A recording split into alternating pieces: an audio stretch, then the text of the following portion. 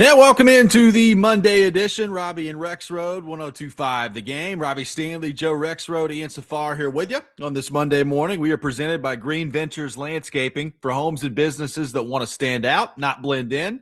Visit greenventureslandscaping.com. We are live from our Busy Bee Plumbing, Heating, and Air Conditioning Game Nashville studios, home of the $99 yearly Beehive membership, where the buzz is always about great service. Happy Monday morning. Hope everybody had a fantastic weekend. Joe Rexrode, good morning. How are you? Oh, I'm awesome. Incredibly well rested. The Detroit Pistons big Game 7 waited all day for yesterday. Started at about 7:15, and I am not exaggerating at all. My head was on the pillow at 8:15, and Katie was like, "What?" I'm like, "Yep, I do not want to watch one more second of this trash team." So I'm feeling very rested today. Thank you. You didn't miss a whole lot. No, apparently not. I was like, hey, if I wake up and there was some miraculous, then that's be great. And I was like, oh, it's worse than I even could have imagined. Interesting. Just disgusting. Yes, it was. I mean, how many teams have choked to that extent at home in a Game 7 and in a pretty, like an evenly matched series? I mean, like, holy crap. One, man. 125-94. My God. Jalen Duren, 7 points, 9 rebounds, 26 minutes. There we go. Yeah, well, it's funny because those 9 rebounds. Well, it got to Game 7 in part because he was great in Game 6. But yeah, I mean, but this is absolutely there you go. So they're showing ESPN's largest road wins in Game 7 history. One of them was in 1948. 2 teams I've never heard of. Then there was a Warriors blowout win on the road, and then this one. So. But, yeah, at least they got confirmation. You cannot even think about paying that guy what this max deal. Holy cow. Ian Safar, good morning. How are you? Hi, Ian. Good morning.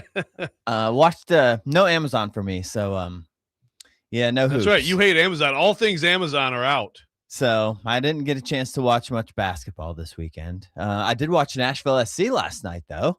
There you go. There we go. 3-2 win. Every time they took a 2-goal lead, LA would answer right back, kind of keep it closer than I wanted. Made my pick a little hairy there, but overall doing good. It was a beautiful weekend. It was warm. We were outside, kids running around. So yeah, happy Monday, folks. Hope everybody had a fantastic weekend. Got a lot of people graduated this weekend, Joe. A lot of high school graduations going on, but mission accomplished. As far as I know, they all graduated. Yeah, so yeah, a busy weekend for you and many others. It was indeed. But as far as I know, it all went well. I know you were thrilled to stand around all weekend and watch the PGA Championship as well, which absolutely turned out to be a dud as well. So good stuff. Really good stuff on the sports front. So wait a minute. So if Scheffler doesn't win a tournament, it's a dud? I thought this guy made a 70-foot punt. First off, yes. Punt instead of putt. That's true. You did. I mean, yeah, that was a nice putt. The tournament as a whole, I thought left a lot of things to be desired. But congratulations to Aaron Rai for making that putt, winning the tournament. And guy wears gloves and used to put iron covers on. Okay, that's good interesting. Stuff. Yeah. So Rory McIlroy, someone got into it like a USA chant at him and it went back. Yeah, and it was like, I mean, it was really after he hit the shot too. Like Rory's got to toughen up a little bit, man. What did he say? Things that I can't repeat on the radio. Oh, see, I missed it. I saw a headline. It was like Rory, fires back at USA chant or something. So he just F-bombed somebody, huh? Oh yeah, he told him to shut the fart up. So well, there you go. Right there on the microphone. So it was good. Good stuff out there this weekend. Wow, what a tournament. Some news this morning. Not that this is a huge surprise. We've talked about this a few weeks ago, but it looks like it's about to become official. It is expected, according to Ian Rappaport of the NFL and Mike Garafolo as well, that Nashville will be named host of Super Bowl in 2030, and I forget which Super Bowl that is, and I'm not good at reading Roman numerals. But 2030, the NFL owners' meetings or spring league meetings are taking place in Orlando this week, and it expected that not only Nashville but Las Vegas will be voted for the 2029 Super Bowl, and that Nashville will be voted for the 2030 Super Bowl. So that is not a huge surprise. We talked about that date in 2030, where the Titans' new stadium opening up in February of 2027. So September, it looks like, September of 2027. So it looks like 2030 will officially be ratified later this week, Joe Rexrode. So if you're a Titans fan wondering, when that becomes official, it looks like this week is the week, my man. Yep. So great deal for the city. I think it's good timing. It'll be the third year of the stadium's existence. And look, I mean, who knows? I mean, by then the Titans could be, they could be an 0-17, just butte, or 0-18. Who knows? When does 18 start? I don't know. But also, if they've got the right people in place here, including especially the quarterback, but including the GM and some of these other guys and Robert Saleh, I mean, that could be a team, that maybe that's built up at that point to be in some sort of discussion. I'm trying to be optimistic one by here. then, Well, that's true. They may be going for their back-to-back championship in Nashville. That is right. It's possible. Yeah, I mean, that's a long way away from now, and the NFL timeline. They could be. It could be. Could be a lot of things. Could be a lot of things. Yeah, they absolutely could be. It's cool. Like I do. One of my friends was talking about this with me a few weeks ago, and he said, don't get me wrong, hosting the Super Bowl is fun, but like so many people here won't be able to go because of how expensive it is. Oh yeah. It's hard to really care all that much. And I was like, yeah, I get that. But there's also going to be so much going on around the Super Bowl, especially in this city. There'll be something happening for 2 weeks straight leading up to it at all these different spots where I would imagine the casual fan or somebody wanting to be around the Super Bowl, there will be plenty of stuff for you to do leading up to it, I guess is what I would say. Yeah, if you're it's certainly especially this stadium is, capacity wise, it's going to be one of the smallest stadiums that's ever hosted a Super Bowl. Yeah. So you think about, first of all, there's two teams, and so the well-funded super fans of both of those teams are going to be willing to spend a whole lot of money. We know Super Bowls are, so many of those tickets are corporate sponsors. It's just It's a huge chunk of the stadium. So, just the general fan who lives in Nashville that wants to go to the Super Bowl. Yeah. If you're willing to pay, you can go on the secondary market and get in, but you're going to pay big. So basically the very, very richest of us can go, but it's pretty awesome to still have it. And, obviously there's a pretty significant economic impact too, just on the city. I do again think, and I think everybody, some of it will have to be with, will be traced to how it goes, of course. But if it goes well, and I think it probably will, then, I think you're going to see this in some bit of a rotation. I'm looking right now, the economic impact typically somewhere between 500 mil and more than $1 billion in economic output for the host area for a Super Bowl. So that's good. That's good for Nashville. That's pretty good. That's pretty good. So I think you'll take that if you're leaders in this city and certainly people who live in this area. So it looks like this is the week that it's going to be officially voted on here. And like you said, given the history of the events that have been put on here, and I think, from the NFL standpoint, the draft in 2019, as we've talked about, big eye opener around the league as to kind of what things could look like here. I think in some ways that kind of changed how the NFL views the draft, right? I know they've moved it around, but Nashville was the first one where, and some of it's the way the city's laid out and Broadway and the kind of the uniqueness of that. But those shots of those drone shots of it just going down Broadway and it looked like a never ending sea of people that were out there was really, really cool. And I think, that plus a lot of other things really opened the eyes to the NFL as to what this kind of looks like as an event city. So my guess is, Joe, we're probably going to do a pretty good job of putting on the Super Bowl. And then I hope that you're exactly right. And it leads to a rotation after that. And we'll see kind of exactly what that rotation looks like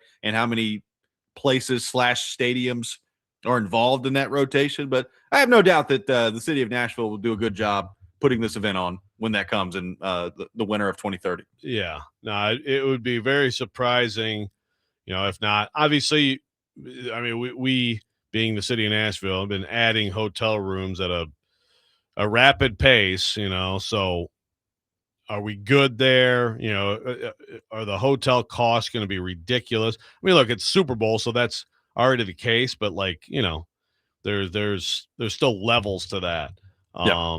But I mean, you've got time here. You've got a few years to get everything ready, and I have no doubt we'll knock it out of the park. If it goes well, it's the Robby and Rexrode program part of it, and if somebody screws it up, then they screwed it up.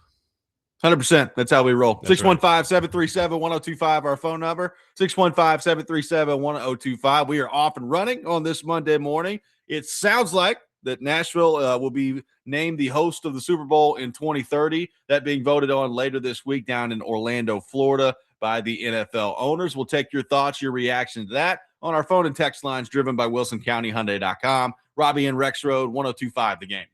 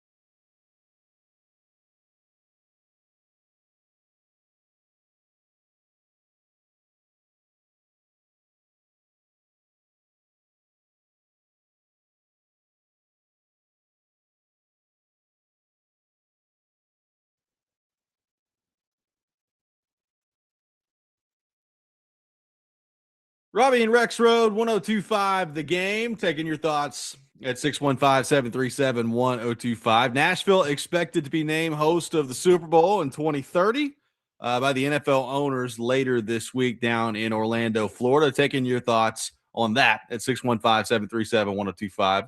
By the way, Joe, K-Dot on the YouTube chat says Super Bowl announcement before the Preds have hired a GM. You have to point that out. Human civilization ending as nukes flying around the globe. Preds, GM, perhaps tomorrow. Man. We'll see if they hire one at some point here, or if college football season starts before the Predators have another general manager here. College football hires a commissioner. Yeah. Preds don't have a GM. Exactly. College football, 98 team playoff approved. Preds still don't have a GM, et cetera, et cetera. Yep. So Josh is throwing this out there on the text line. Are we convinced in 2030 when the time comes that it's going to be a country music halftime show?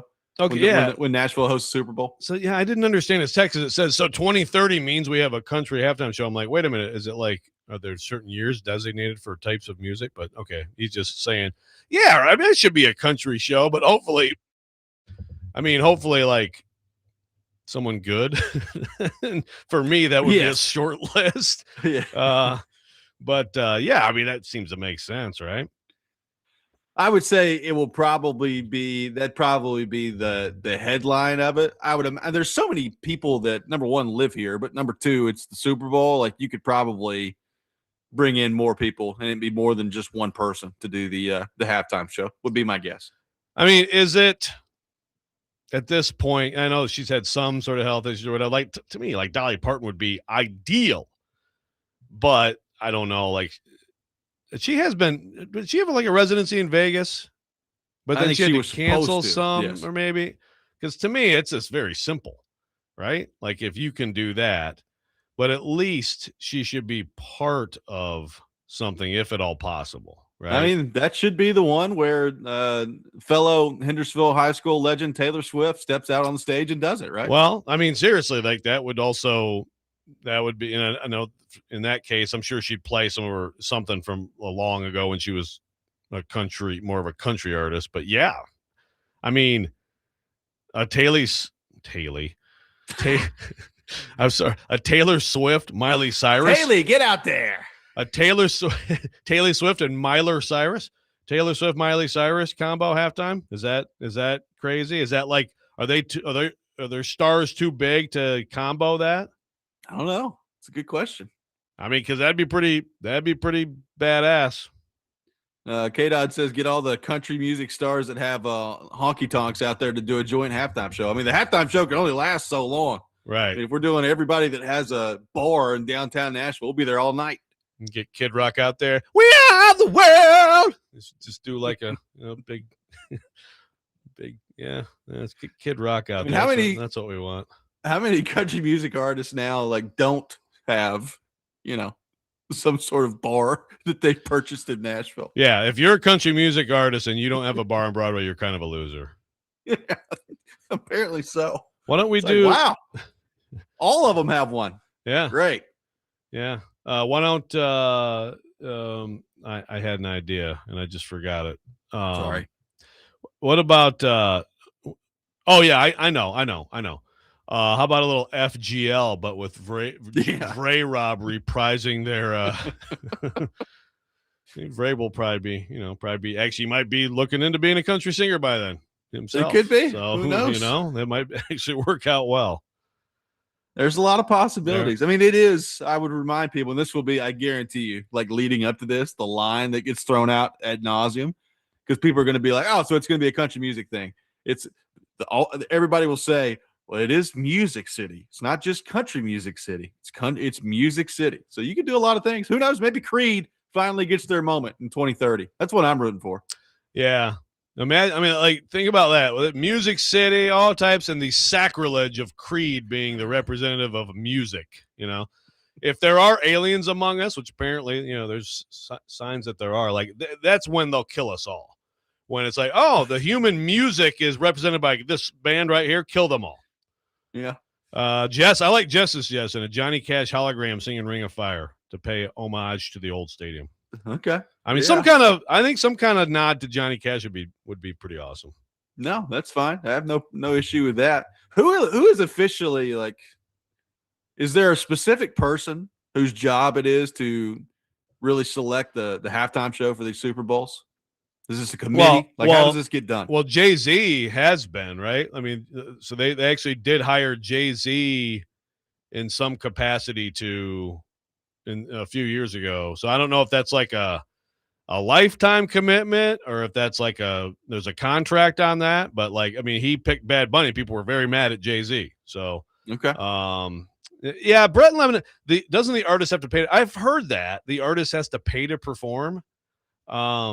But I don't know that I've seen that like verified or get a sponsor to cover it. But I mean, that sounds like the NFL. I mean, like, and to be fair, I mean, if you do the Super Bowl halftime, that's tremendous exposure for you, right? Yeah. Now, some of them, like if Taylor Swift agreed to do it, I think the NFL probably should pay her. Like if you get a star like in their prime like that, then you probably should go ahead and at least like, I don't know, like get them some nice sandwiches backstage or something.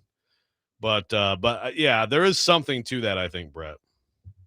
I don't know how that works, but I think that there will be plenty of options here for the Nashville Super Bowl when that comes around. I mean, we've heard Rexrode sing and rap on the show before. Maybe he could have some sort of guest spot out there. That's what I'd be pulling for with Creed. That's a good point. No, I mean, maybe else. I need to start, kicking in some more songs and maybe see if I get found here. We already have a vote for no jelly roll. Somebody's saying, "Hey, please, no jelly roll." Yeah. I mean, all due respect to him, I think he's got a couple songs that are good, but I don't know that he's for everybody. Nothing's for everybody, though, right? Sure. I know Jelly Roll has the World Cup song, so good for him. But I would not vote for that. I will say, like, just Garth Brooks. I mean, that's not a bad. Is that a bad? I don't think that's a bad way to go. Just Garth Brooks. Yeah, I think that's about as, probably as. Other than if we're going to count Taylor Swift or count Miley Cyrus, something like that, Garth Brooks would probably be the most widely enjoyed country artist you could have, right? Probably. I mean, other than Dolly Parton, but yeah, that may not be feasible. Well, I mean, are they trying to go and bring in the younger crowd? What's their goal here? I don't know. I'd be fine with Garth Brooks. Do these kids today even know who Garth Brooks is? I don't know. Like if you're, I mean, my daughter's getting more into country music, and there's, I don't know, some of these artists, but there's some. What's the name of that? This is really good radio. Me going like, but it's like something revival, Treaty Oak Revival. Okay. Can't say I've heard of them, but sounds fun. Okay. Well, some of the kids like stuff like that. But if you're a kid who likes, I mean, again, to me, it's like if you're a kid who likes rock and roll, sure. You don't know the Rolling Stones. You know what I mean? Like if you're someone who likes country music, how would you not be familiar with Garth Brooks? I mean, look, you're preaching to the choir here. I don't know how these kids like. Do they listen to Garth Brooks? I don't know. It just seems to me like if you probably like, not. Yeah, but if you like, again, I know, like the country, it's just like any. You can say rock, country, rap, whatever, and it's like a genre of music, and there's a huge range of different things within it. But like if you like something that is today known as country, then you should know Garth Brooks. Yes. I would agree. I can't wait until like Adam Schefter's here dressed up in a cowboy hat or something. It's going to be like, oh, great. So the Schefter's out there. That'll be good. Yeehaw! Send him over to Kid Rock's place. You imagine the damage that, like Marty Smith could do at this event coming up. His man on the street stuff would be pretty good. It could be incredible. Schefter riding a bull. How about that? Yeah. Maybe we need a Schefter versus Rap Sheet who can stay on the mechanical bull longer. There we go. Coach Harbaugh told me he likes Waylon Jennings. Marty. Hey, Coach. Coach, can you spare a square? You been to Old Red downtown yet? Oh. Oh, man. Possibilities are endless There's some for the Super Bowl in Nashville. They- I mean, the they more are. I think about it, there's so many things that could happen around here that it's definitely going to get in the rotation. I mean, you're exactly right. This is going to be a rotation Super Bowl city. It is. And actually, I'm going to, before the show ends, I'm going to figure out too, because the Final Four is, there are bids coming up on that too. And I'm pretty confident that, so they've got it through 31, and 31 is Atlanta. So Yeah. I don't know if I don't know if they'd want to regionally move it around a little bit from the next year, but I bet you it's not much later than like 33 or 34 that we're going to see a Final Four here too. Well, let me ask you this. Let's fast forward 10 years. So 2036. By the time 2036 rolls around, will we have seen a Super Bowl, a Final Four, and a college football playoff final in our city? I'll say yes. I mean, I think the last two things, it may be like not too far before that.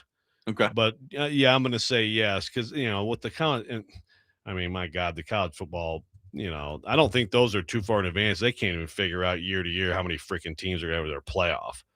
Well, I was going to just say, the college football playoff game, but I mean that's going to be so wide-reaching here in the not too distant future that they'll probably definitely have that.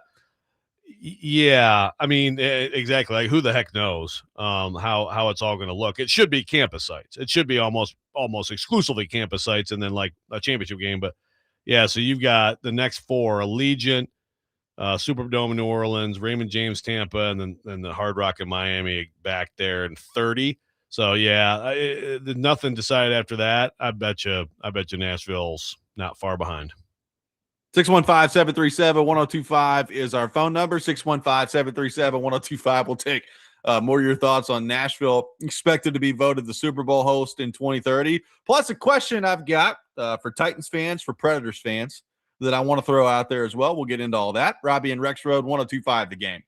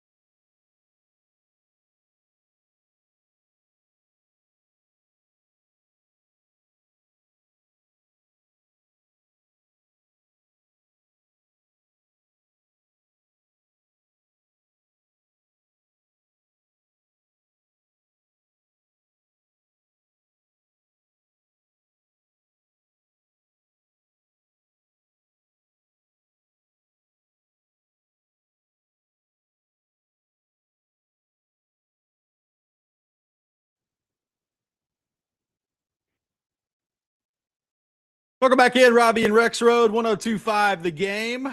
Taking your thoughts at 615-737-1025. It is a Reaction Monday, brought to you by Pella Windows and Doors of Nashville. A lot of different votes on the text line, on the YouTube chat of what a Super Bowl halftime show in Nashville could look like, which if you've missed the news this morning, it sounds like Nashville will be officially voted in as the host city for the Super Bowl in 2030, coming up later this week with the NFL meetings in Orlando, Florida. So we will see how that part of it goes. But Ian Rappaport and Mike Garafolo putting that out there from the NFL Network this morning, taking your thoughts at 615-737-1025. Caleb says the Final Four is already scheduled out that far.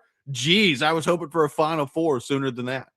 College basketball don't mess around, Joe. They're looking ahead. Yeah, I mean, I think most of these big events, it's about a four. Usually, there's about at least 3, 4, 5 usually, right? At any point that we've got figured out. Some people are really mad about the Garth suggestion. George Strait 100 times better than Garth. LOL. The King versus a Jester. How old is George Strait? I mean, he's got to be in his 70s, right? Yeah. Let's see here. He is 74. And I think George Strait's one of the most respected.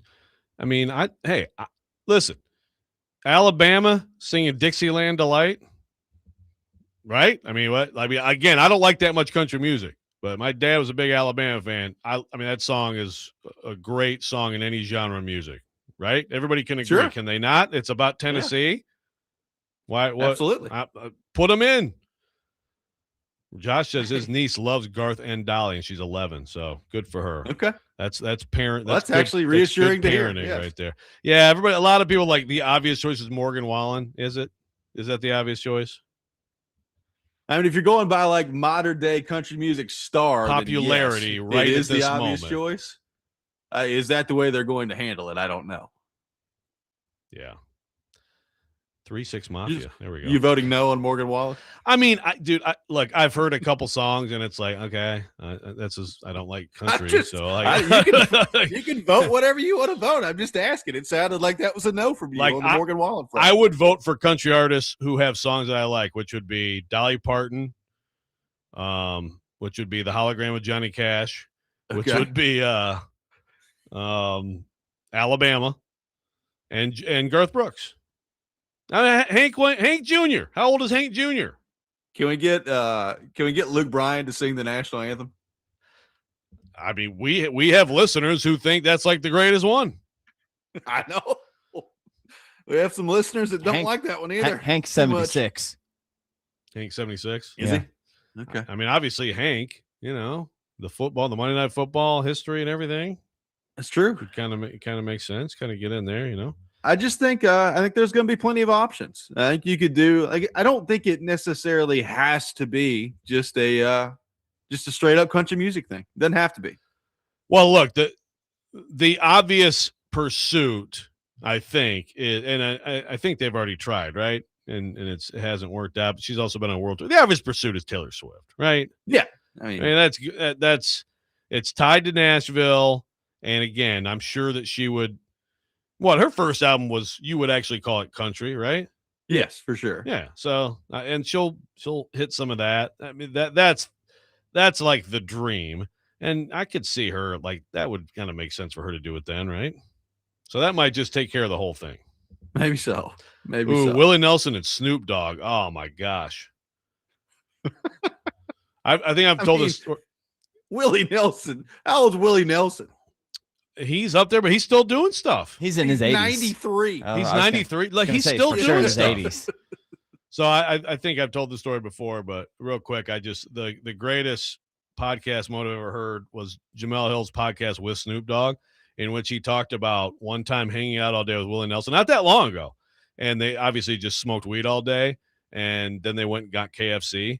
But like he said that Willie Nelson like smoked him under the table to the point where he was like he couldn't even believe what was happening. Like he just Willie Nelson and Snoop Dogg Super Bowl would be like, yes, sign me up. Would there even be any music getting played? I don't know.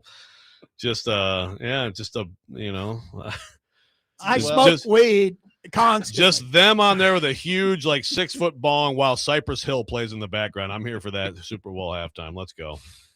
We'll continue to take your suggestions for who should play the Super Bowl halftime show in Nashville in 2030. That one may be my favorite one because I'm not sure any song would get played at any point. Joe, so I was thinking Pink about Floyd, this. Dark Side of the Moon in the background. Yeah, maybe so. I was thinking about this yesterday. So we're coming up both with the Nashville Predators and Tennessee Titans. We are approaching 30 years in our city, right? Like not that far away from 30 years with both franchises being around and us being a professional sports city. And one of the things I thought about was like how many like superstar players has our city had when it comes to the Titans and the Predators? Like you look around the NFL and you're like, yeah, you don't get too far down the list before that name comes up. Or in the NHL, you don't get too far down the list of listing, the top players, the superstar players in this league before that name comes up. And I'll be honest with you, Joe, like I'm struggling to come up with a lot of names, right? Like obviously Derrick Henry for the Titans, he was at one point maybe the best offensive weapon in the entire league. Steve McNair one year won a co-MVP with Peyton Manning. But that's really like in terms of like the football front for the Titans, that's about it when it comes to like true league superstars.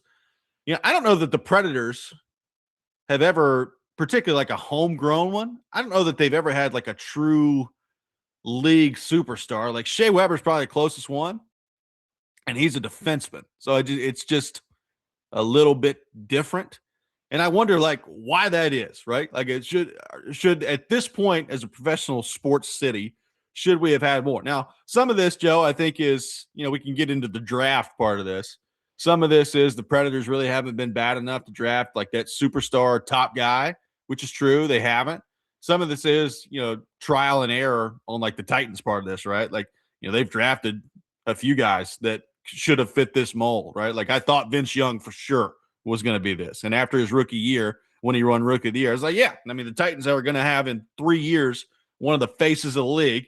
And then it just didn't work out. Same thing with Marcus, right? They drafted Marcus. Didn't work out. So and like for a while, it like he could have been that guy. Yeah. Yeah. Like they've had opportunities to have this guy and it just hasn't worked out. But when you think about like true superstar, top of the league guys, we really haven't had that many in the last almost 30 years. Yeah, people throwing out some names that came to mind too, but I don't think they qualify. Like Chris Johnson was an incredible season. It's just I think there's got to be a little bit more shelf life. Javon Curse, I mean, the freak was an instant high impact.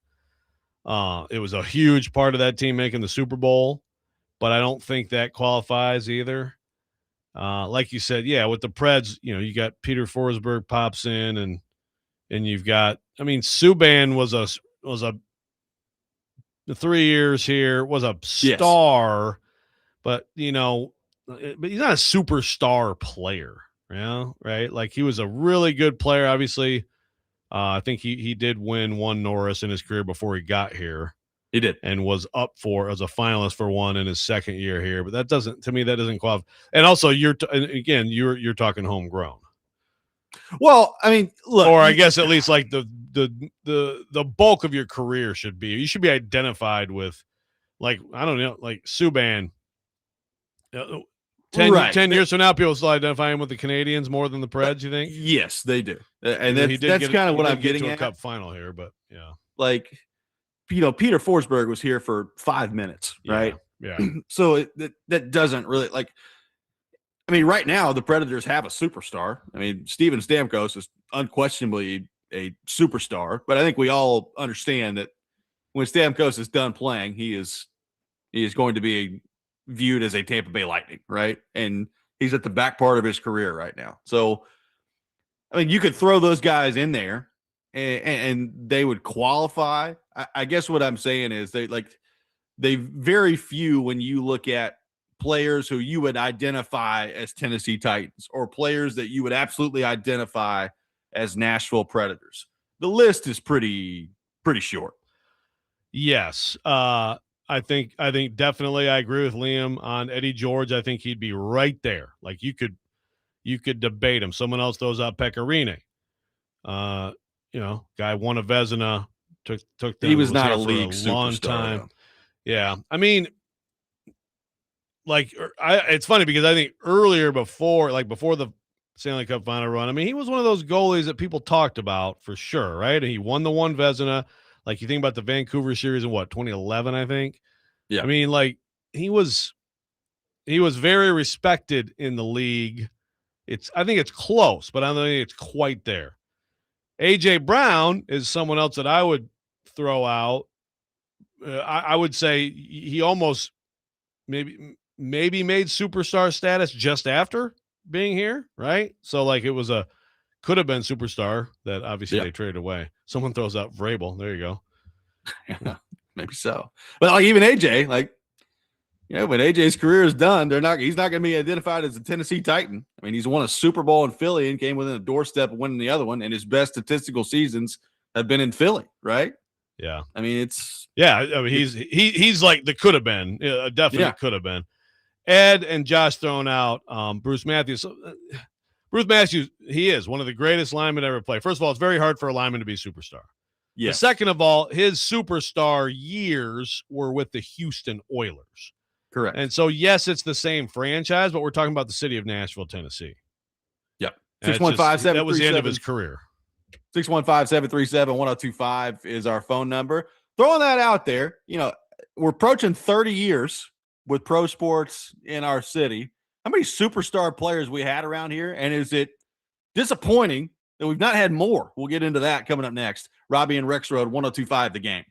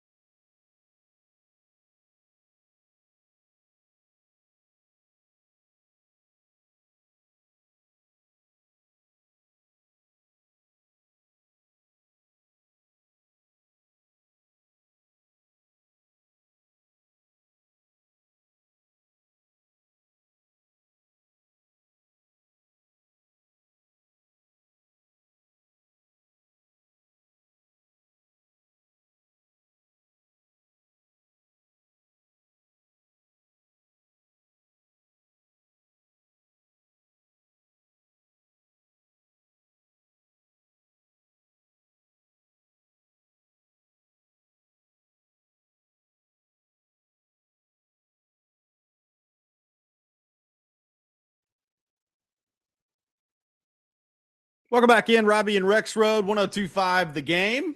Taking your thoughts at 615-737-1025. Approaching 30 years as a pro sports city. How many superstar players we had around here? Is it disappointing that we haven't had more? Taking your thoughts on that. 615-737-1025 is our phone number. Joe, a couple of people voting for Chris Johnson as one. He's an interesting one to me because, he had a 2,000-yard rushing year for the Titans in 2009 and then followed it up the next year with 1,300 yards and 11 touchdowns. So, you could definitely make that argument, for those 2 years. He was as electrifying of a player to watch in the NFL as you could get. Now, I would say, if you go and look at Chris Johnson's career, the 2009 season is just insane because, his first 3 years, he had 81.9 yards per game. The year after he ran for 2,000 yards, it was 85.3, and he really never even got close to getting back to that point. The 2009, he ran for 125 yards a game, which is just an absurd number, running for 125 yards a game. So yeah, you can make that argument. Like Chris Johnson, I think would be on the short list of Tennessee Titans who truly achieved superstar status. And some of this, Shea Weber's an interesting example because Shea Weber, I would argue, in terms of how the league viewed him, in terms of superstar players, I think the league probably viewed him more as a superstar than they do Roman Yossi or did Roman Yossi at the height of his career. And some of that has to do with, Shea Weber is, a Canadian and was a part of them winning Olympic gold. But some of it, frankly, is just because he shot the puck 110 miles an hour, right? That's part of it. Having a flashy part of your game, I think, helps that. And Chris Johnson definitely had that. Yeah, big monster with the long hair skating around, blowing people up with those slap shots. Yeah, but what did he become most famous for? Olympic stuff. Yeah, stuff in the Olympics. That's a big part of it, for sure. Nashville, I'm not trying to poo-poo, but, the Nashville market's tough. To break through as a star, Subban, he was good, but he was more of a star because he played in Montreal, not because he was super good. There's plenty of other athletes like that are propped up higher because of the market they play in and the stuff that they do. I hear you, but again, like the Patrick Mahomes thing, who gives a crap? Well, that market means nothing. That's true. It's him. So, so if you have a player, you can break through. Yeah, but it helps. Like in New York, how good are players in New York actually versus the hype that they get just because they're in New York? Well, how many Jets and Giants though we've been talking about in the last few years? Players? Yeah. Jackson Dart.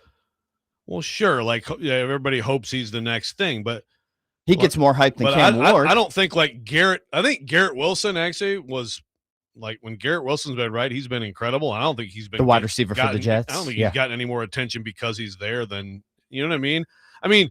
Again, I point out the Lions example here, the ultimate trash organization of all trash organizations. That doesn't stop Barry Sanders or Calvin Johnson from being bona fide superstars because they're that good.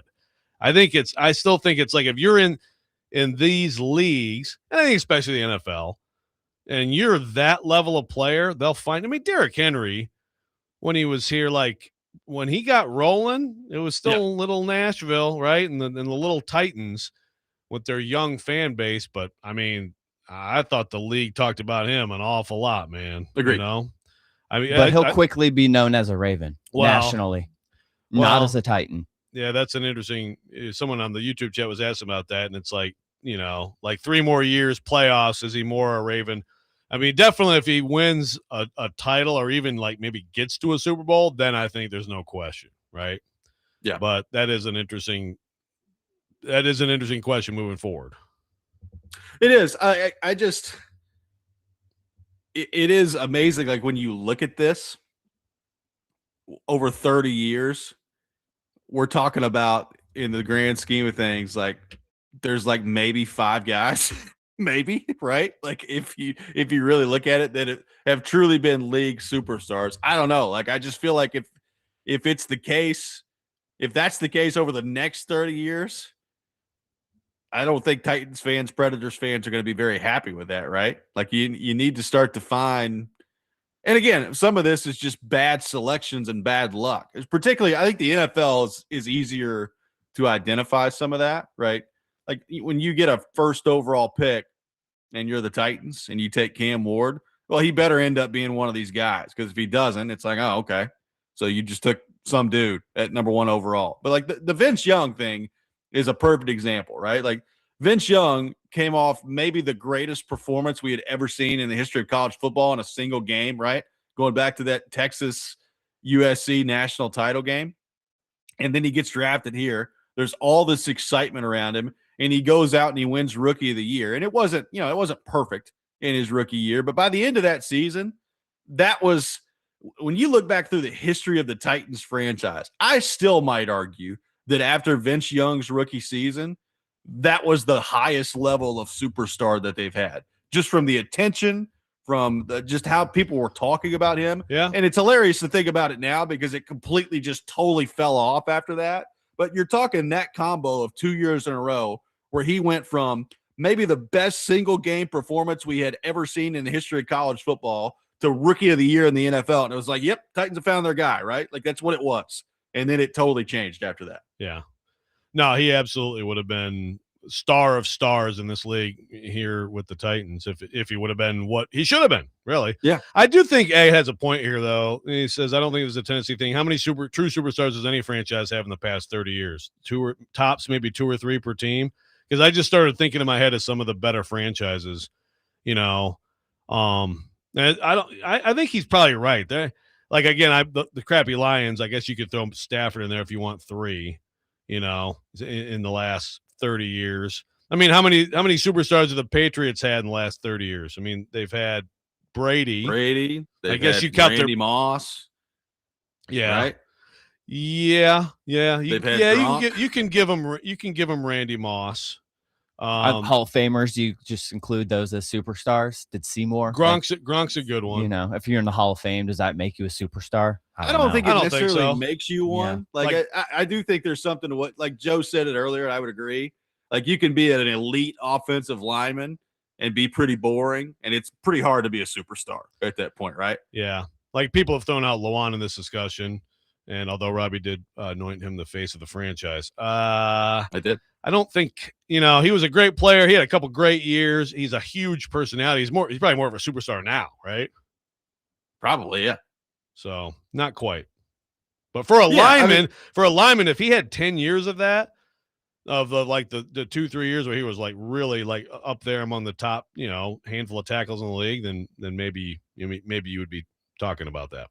Yeah. I mean, you're not going to find a ton on all these teams. I mean, it's hard to have a ton of superstars, but like, thinking of, some of this just comes with winning too, right? Like it's, if you're looking at the Chiefs, you've got Mahomes and Kelsey, obviously. You can throw a couple other guys in there. I think of Peyton Manning's Colts teams. You had Peyton Manning, you had Marvin Harrison, Reggie Wayne, Edgerrin James. Like they had a lot of superstar players on those teams, right? Now, how much of that was because they won together? I'm sure that's some of it, but like, yeah, I mean, you could find, when you go back through the history of the league over the last 25 years, you could find teams that have had pretty good amount of superstar players. Yeah, it varies, but it's that'd be a good exercise to tally it up. So Vingen, he's been texting us. Vingen, can you do that for us real quick? Thanks, buddy. Yeah, thank you. 615-737-1025, our phone number, 615-737-1025. We'll continue to take your thoughts on our phone and text lines driven by WilsonCountyHyundai.com. We'll get into some of the weekend in sports coming up next. Look ahead to a Game 7 coming up tonight in the NHL. Plus, a question that I've got as it relates to the playoffs that we've seen going on that I don't know is necessarily a good thing. We'll get into that. Robby and Rexrode, 102.5 The Game.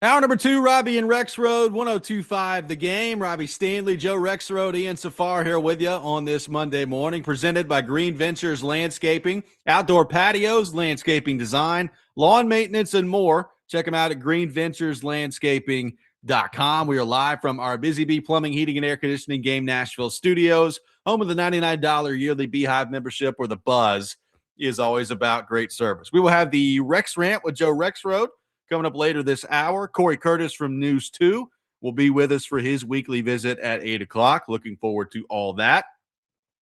So, Joe, unfortunately for your Pistons last night, a complete no-show in Game 7. So that means the Eastern Conference Final and the Western Conference Final in the NBA is set. You got the Spurs and the Thunder. You've got the Cavs taking on the New York Knicks. So we'll see if Ian's beloved Knicks can punch their ticket to the NBA Finals this year. But I'm sorry about your Pistons. Tough no-show last night. What do we make of the Final Four here in the NBA? Yeah, it's pretty boring, man. And again, obviously, I'd have personal interest with the Pistons, but even with that, my God, I'm watching highlights. What an absolute! What a joke, God. But again, I got more sleep because of it, so. I had to wake up to the angry texts, from people. I'm like, yeah, I went to bed.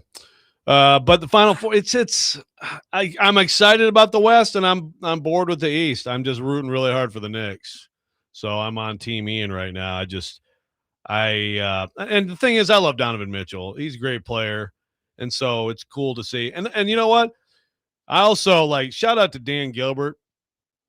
I will say, man, he bussed 25 buses full of Cavs season ticket holders to that game last night, and bought them they weren't the cheap seats. They had good seats in that place. So, that's pretty cool. That's a pretty cool sports owner.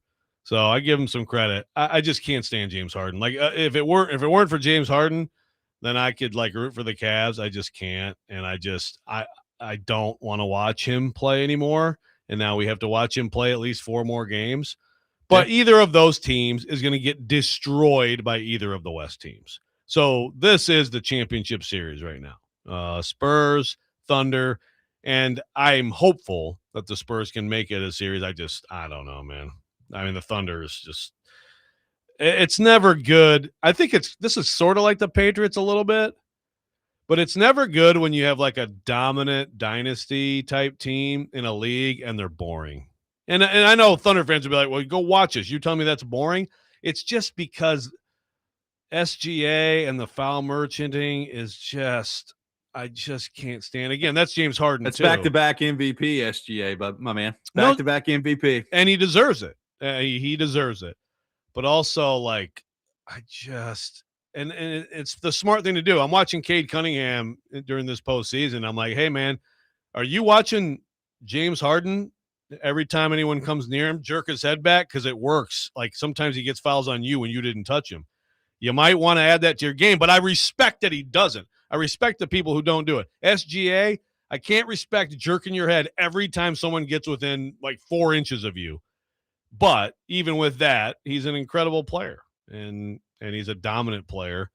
I hope the Spurs can give this a real run. Spurs were good against the Thunder in the regular season. I understand it's the regular season, so we'll see how much of a carryover that has. I'm in terms of my interest level in the NBA this year, which has not been very high. I am excited for Oklahoma City and San Antonio because I think that has a chance to be pretty good. We'll see if I'm right on that one, but I'm with you. Whoever wins that series is going to win the championship. So it does kind of feel like the NBA Finals are taking place right now. Ian, are we being too disrespectful to your Knicks in this process? Well, I'd like to pretend yes. Well, if they shoot like last game, then they've been playing win every game. They've been playing well. Yeah, everybody seems to be playing well. Very balanced. I don't know the status of OG and his hamstring. Big. Yeah, I guess he missed the last game, right? So they've had some time here. It's a good time to have some time. Yeah. Bridges going to play like this. If Bridges is going to keep playing like this and Brunson's going to score 30, and you can get OG back, I mean, I'm not going to say they're going to win, but they might be able to make it competitive. Sure. I hope so. I hope so. So on the NHL side of things, we got a game 7 coming up tonight between Montreal and Buffalo to finally close out the second round here. And then, Joe, you have Carolina, who I believe has been sitting there since May the 9th. It's May the 18th, and they haven't played, right? So you sweep Carolina, or you sweep Philadelphia. Carolina hasn't lost in the playoffs to this point. I mean, rest, I guess, is a good thing in the playoff to a certain degree. Are you worried if, like, you're the Carolina Hurricanes, that you're off too long, right? Like, I do think there is a time where you worry about being like, when you're off for more than a week, it's like, okay, is this too much time off? And they are certainly, I mean, they've already been off for more than a week. And at this point, it's going to be, when's the game 1 of the Eastern Conference? Probably Wednesday, right? Thursday. Are they waiting until Thursday? I think Minnesota Colorado and Vegas are playing on Wednesday. Okay. That's a long So, time. I mean, you're talking a long time. I'd be worried about that if I was Rod Brindamore and the Hurricanes. I would too. And frankly, like, I'd pick against them in game 1 because of it, and then they'll get back into the it is Thursday. Yeah. That's a long time to be off. Well, not only is that a long time to be off, the one advantage you would hope that you would have if you're Carolina is that the winner of game 7's exhausted and they get a day off and they have to play you. But now they get that extra day too for them, which is So I'd pick against Carolina in game 1, and then I'd expect them to return to form, and if they win game 1, well, you got to give shout out to Brindamore for figuring something out, because that's obviously something that coaches struggle with when they're in that situation.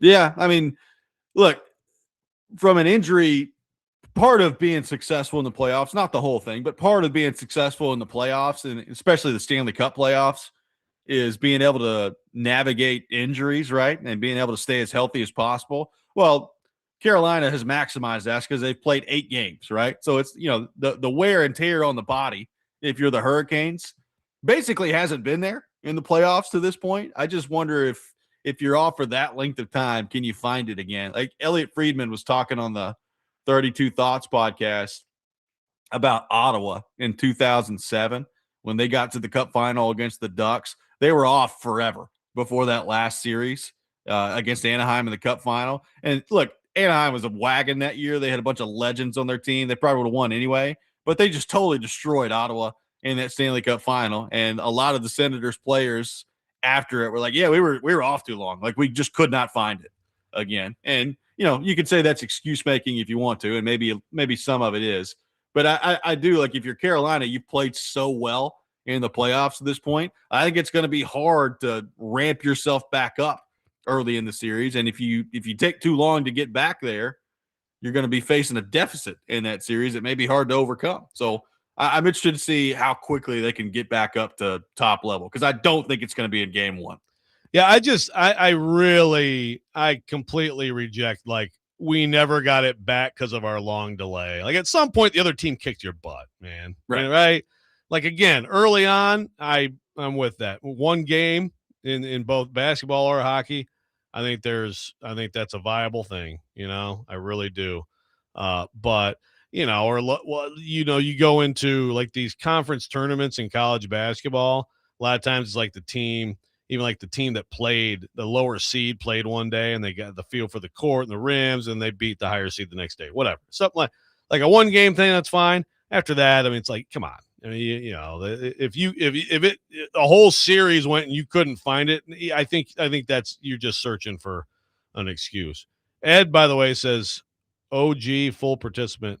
So in practice. So there we go. Thank you, Ed. And also he says Knicks in 5. So Knicks Spurs final. That would be a rematch of 99, I think. And my God, if anybody remembers that series, that was like, I mean, you probably do, Ian. I mean, those games were like, I feel like they were like 79-74 games. Yes. I mean, holy cow. Woo! 99. Glad we're out of that era. Allen Houston, baby. Yes. I used to love Allen Houston. Broke my heart when he left the Pistons. And Damn. I wasn't even Colorado. I wasn't even a Tennessee fan, a UT fan at that point. Yeah. Or I'm still not, but I used to love Allen Houston. Glad you get a shot in on Tennessee. Yeah, thanks for that, Ian. Appreciate it. Hate the balls. Colorado and Vegas coming up. We'll see if after the game, Torts and the rest of the Vegas Golden Knights decide to address the media, which for the moment has cost them a second-round pick in 2026. I think that'll probably get rectified at some point, but the NHL wasn't screwing around with the don't talk to the media policy. Why are they skipping after a win? Now I don't know. Now I'm like angry because it should have been a rant. I mean, what kind of a clown does that? You won, especially. Yeah, I don't know. I don't understand that part of it. And again, like people have pointed out, next time Torts gets fired, he'll be with the media. Hey, all right, yeah, let's do some media. He'll make money off media, but he can't do basic crap. And then no players available. That's embarrassing. Yeah. Is it going to get rectified? I want to believe that it won't get rectified.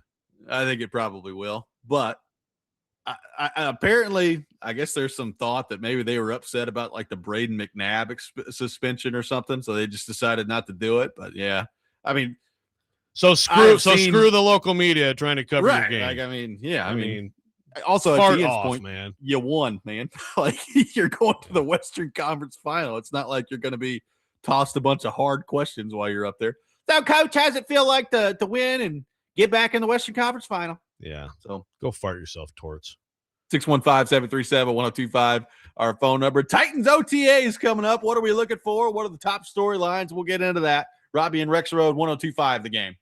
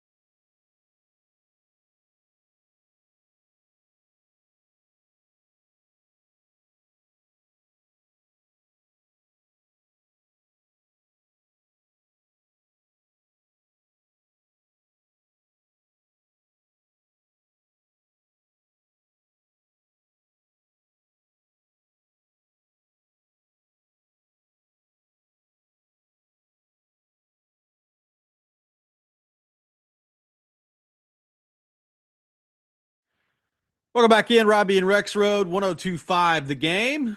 Taking your thoughts at 615-737-1025. We got some tickets to give away, a pair of 3-day passes to GalaxyCon coming up at Nashville Fairgrounds Friday, May 29th through Sunday, May the 31st. To caller number 2, rapid fire, 615-737-1025. Caller 2 will win a pair of 3-day passes to GalaxyCon coming up at the Nashville Fairgrounds. Let's head to our phone line. Welcome in Steve and Franklin to the show. Steve, good morning. Thank you for calling in. Good morning, guys.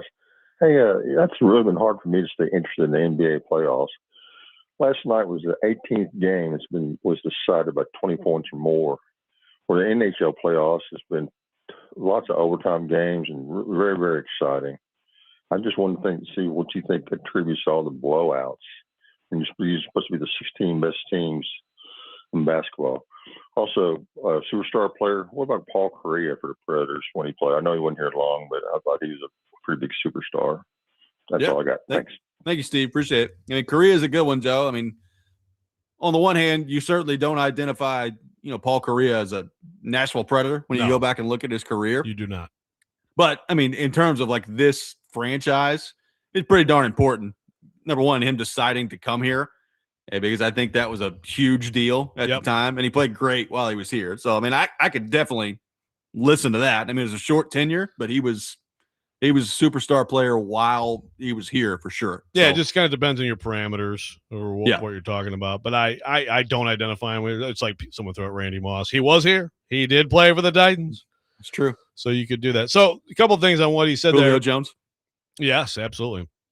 Couple things there. First of all, there have been, like last night, disgusting Game 7, horrific. There have been a lot of great games too. I mean, overtime games. There probably have been more blowouts than in a lot of years. It's funny though. This is also coming off the 8-3 Sabres win. Which what is 8-3 in basketball terms? Is that about a 50-point win? I mean, 40-point win, something like that. So you got some of those too. I mean, obviously, hockey games are like you're going to have more. Like the score is going to be closer, right? Well, that's just conducive to the sport for the most part. When you have 3, 4, 5 goals total in a game. In all seriousness, like going back and looking at the playoffs, there have been a lot of blowouts.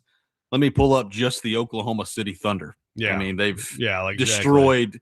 With the exception basically of one game against the Lakers, and that was the last game against the Lakers. They have pretty much destroyed everyone else since then. They destroyed the Suns in every game. They destroyed the Lakers in 3 out of the 4. So 7 of those that he mentioned are just because they're so freaking good. Yeah. But exactly. I will agree that like a Game 7 like last night, like it's a timely call because you expect a Game 7 in an evenly matched series when they both won on each other to be good. And the Pistons decided to dribble down their leg and curl up in a ball and go to Cancun. Yeah. I mean, no doubt. Like a game in terms of a Game disgusting. 7 last night, that's incredibly disappointing. Like, I remember it's not the exact same thing, but I mean, it's a similar feel to it, Joe, where, I mean, think about Game 7 here between the Predators and the Jets in 2018. That was a series that was pretty closely fought. It was, kind of weird in the way that the games played out in the series, but you end up to a Game 7 at home. And it felt like the Game 7 at home was over, 10 minutes in the game with the way that it played out. It's not what you're looking for in a Game 7. No. Very disappointing. But yeah, I mean, I think, I don't know. Moving forward, you probably bet more on hockey being good from here than basketball. Yes. Although I think the Eastern, I think the conference finals will be good in basketball. Hopefully, they may be pretty bad. The finals may be real bad in basketball, unfortunately. And whereas with hockey, we might have all great stuff here.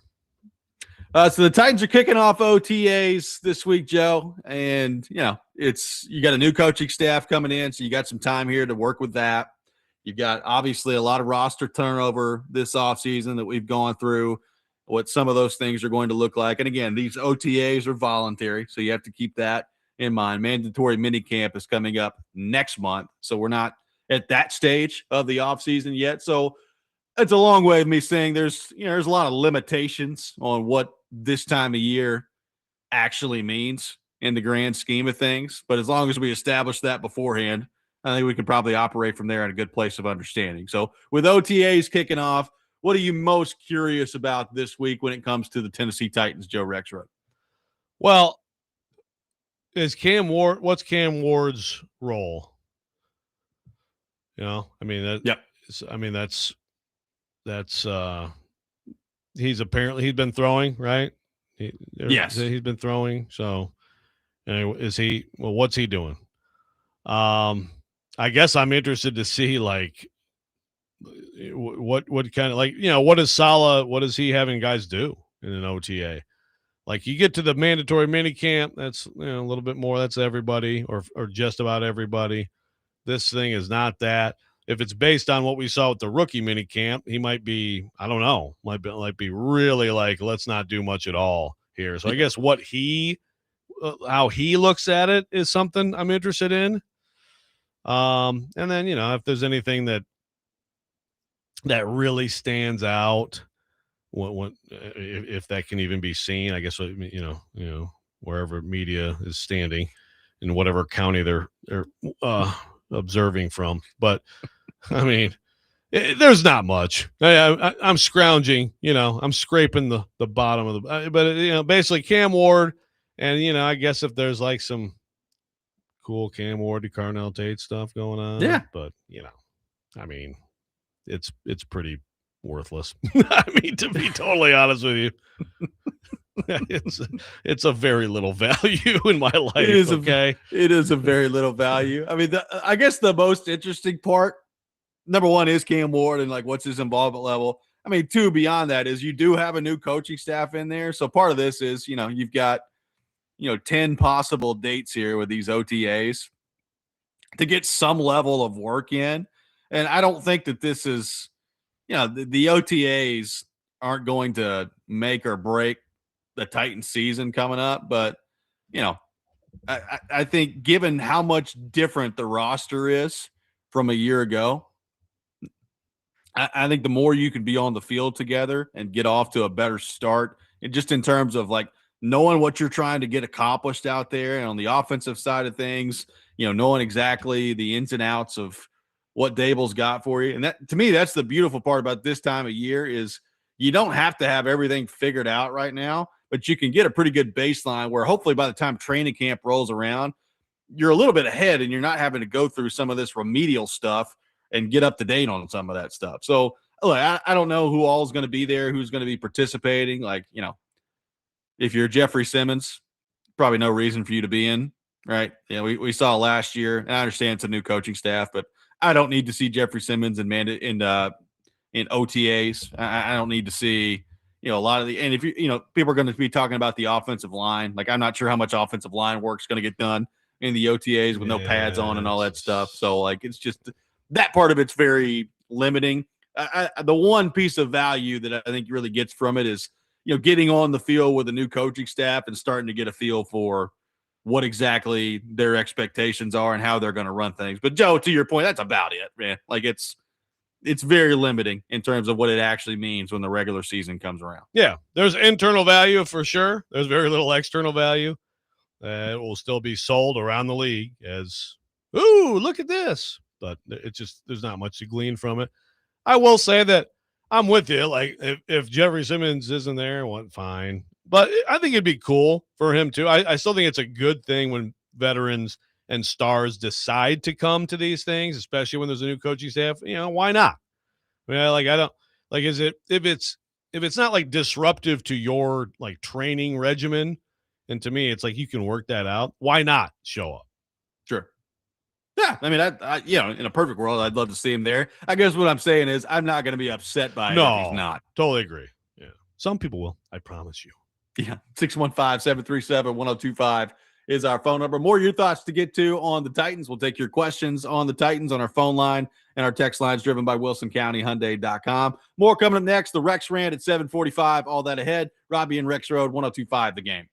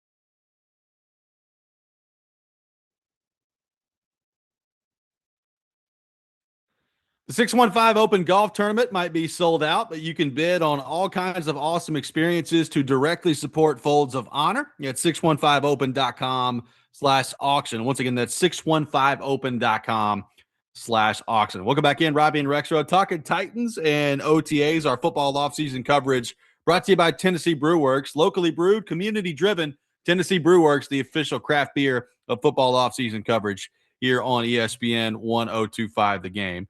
Caleb throwing this out there on the text line, talking about all of preseason, not just OTA. Said, what I'm looking for is Cam being significantly more accurate in live and joint practices. Needs to show that he's completing more passes, because in the past, people have just ignored it and dismissed it as just in practice. Also, offensive line play. When we get around later in the offseason, Joe, to like the training camp part of this and the joint practices, I feel like I'll probably have to give my annual training camp spiel of, just be limiting in terms of what you all glean away from training camp practices. But I will say, like, the accuracy part of this with your quarterback is a big deal. Like, he needs to become more accurate than he was a year ago. And he doesn't have to, we've talked about completion percentage. He doesn't have to take, a 10-point jump from year one to year two. But I am interested to see, with Dable in there, hopefully with his shoulder being in a place where you can put in meaningful work, how much better does that stuff look, right? Like, because, the interesting part when Dable first took the job was he was asked about Cam Ward and his mechanics. And his response was basically like, yeah, I mean, his mechanics are fine. Like, it didn't sound like Dable was all that concerned about like the throwing motion or the mechanics or anything like that. We've talked about how he missed high on a lot of stuff last year. Like, you got to find a way to get that dialed back in there. But I am interested to see early in the season. Yeah, some of it's play calling, some of it's depending on, the type of routes you're running and the calls that you're trying to put in place out there. But early in the season is one of the talking points that we're going to have with Cam Ward is, hey, look, it seems like he's made some progress on the accuracy part of this thing. Because if so, that's an incredibly encouraging sign for him moving forward. Yeah. Yes. And so I think mandatory minicamp is where, because, here and there, like, you're going to have accounts of different days and things like that, whatever he's doing. And we don't know for sure. But mandatory minicamp, then you get into, you hope, some good versus good. And so then it's like, okay, accuracy with, again, it's simulated pressure. He's not going to get hit, but with that, and accuracy with actual starters, defending his receivers and things like that, so that you actually have some tight windows that are created for you to throw in, not just throwing against air and, even the one-on-ones and stuff like that. And that's just layups for the offense, So can you actually create tight windows for him, make it tough, and then see if he's doing that? And then, mandatory minicamp and certainly training camp, you'll get a sense for that over a few days, a sense for whether he's really laying it in there, if there's some growth. And again, this is where you count on people like Kaharski and Nick Suss and, people who cover the team independently and not for the team, to give, harsh assessments if necessary, because they're the eyes and ears, beyond, of course, the Titans video crew that'll put out there every good play and put out none of the bad plays. Yes, for sure. So that's going to be interesting to see what that all looks like by the time training camp comes around, and whether or not, Kaharski's within 60 feet of the practice facility at that point. So we'll see what that looks like by the time to scale the building and try to watch from on top. I mean, generally speaking, Joe, I think the thing Titans fans are going to be most interested in, and this is not even necessarily an OTAs thing, it's an entire offseason thing. Like, by the time training camp comes around, what Titans fans are going to be most interested in is, what does the connection look like pretty early between Cam Ward and Carnell Tate, right? Like, that's what a lot of this is going to come down to, is like, how many plays together on a daily basis are those two going to be making together, right? Like, is Carnell Tate pretty early into the process here showing on the practice field that he's going to be a factor early in the season, right? And on the flip side, if you get into, the early part of training camp, Joe, and they're not making plays together, people are going to just totally blow that up, right? Of, oh my goodness, why are the number 1 overall pick from 2 years ago and the number 4 overall pick from this year, why in the world can't they get this figured out? That's the lion's share of what Titans fans are going to be honed in on by the time camp comes around. Yeah, and so if Cam and obviously they'd be most excited if he and Restrepo have some great connections. Sure, but you have to lower it a Carnell little bit. Tate after that. But no, it's like if Cam and Ridley are on the same wave, making all these huge plays, well, that's great. But how about Carnell Tate? Because obviously that's going to have to be a great connection for a long time. But obviously you also should expect a little bit of growing pains and figuring things out for camp. That's what it's for. If there's not, that's a great sign, right? You would think so. Yeah. If Tate just comes out there and is like, all right, throw me the ball, that's a really good sign. Well, it is, except the problem with training camp is then we get to the season their secondary actually sucks, and that's why it looked good. And now they're playing other teams that are good, and Carnell Tate had 3 catches for 19 yards. Yeah. You can pour cold water on anything, or you can make anything look sunshiny, depending on your perspective. There were some days in training camp where it was like, this Arden Key guy they got, it's unbelievable. He's going to end up with 17 sacks back there. And it turns out I was like, oh, or maybe Andre Dillard's just awful. It could be that. Maybe that's what it is. I mean, the Traylon Burks training camp of 2023, I think? Or 24, 23, I think? 23, I believe. Ooh, he was absolutely, it was like, oh, okay, here he is. This is the dude. And then I guess he just needed to go to Washington. Yeah. Not that it's anything special, but he at least has made a few plays for them, which is more than you can say for what he did here. I mean, wasn't there a touchdown connection from Burks to Mariota last year? There sure was. What Traylon end up with last year in Washington? 10 catches for 130 yards and a touchdown in 8 games. There you go. If you could just multiply that by 10, you'd feel pretty good about it. Things, you would. Just keep doing that 10 more times in one season. I agree with Ron here. I want to see if Cam will take the easy money, check downs more often than last year, take what the defense is giving him. Yeah, I think that's – you also don't want your quarterback to be a Charlie check down, but I agree. There are times you just have that balance and that feel. And I think sometimes he was hunting last year, that big play and sacrificed 8 yards, 10 yards. That was right there for him. But he also made some plays doing that. And then sometimes you run yourself into a sack, whatever. I mean, it's a balance. If you sat in with whoever the Chiefs OC is at the time with Patrick Mahomes, for as great as he is, there'd probably times where they'd be like, yeah, see this one where you actually end up getting sacked for 11 yards. Kelsey was wide open over the middle. I mean, that stuff happens. But I agree. He's got I think a little bit less hunting, but you also want to see more, to me, within the structure of the offense, on time, on target, go, and some more mid-range stuff that gets chunk plays, gets you 18, gets you 15, 18. And you hope that Brian Daboll is a big part of that happening more often. Well, I also think it's a lot easier on your quarterback to have that situation where you're not hunting as much when you have competent pieces around you. Like when you don't feel like you've got to do everything out there because of the state of your offense, then I think that makes it easier on the quarterback of, okay, so we do have some playmakers on the outside, or our running game's figured some things out. I've got a decent amount of protection. I don't have to be out here searching for the 35, 40-yard play every play. I can take what's in front of me.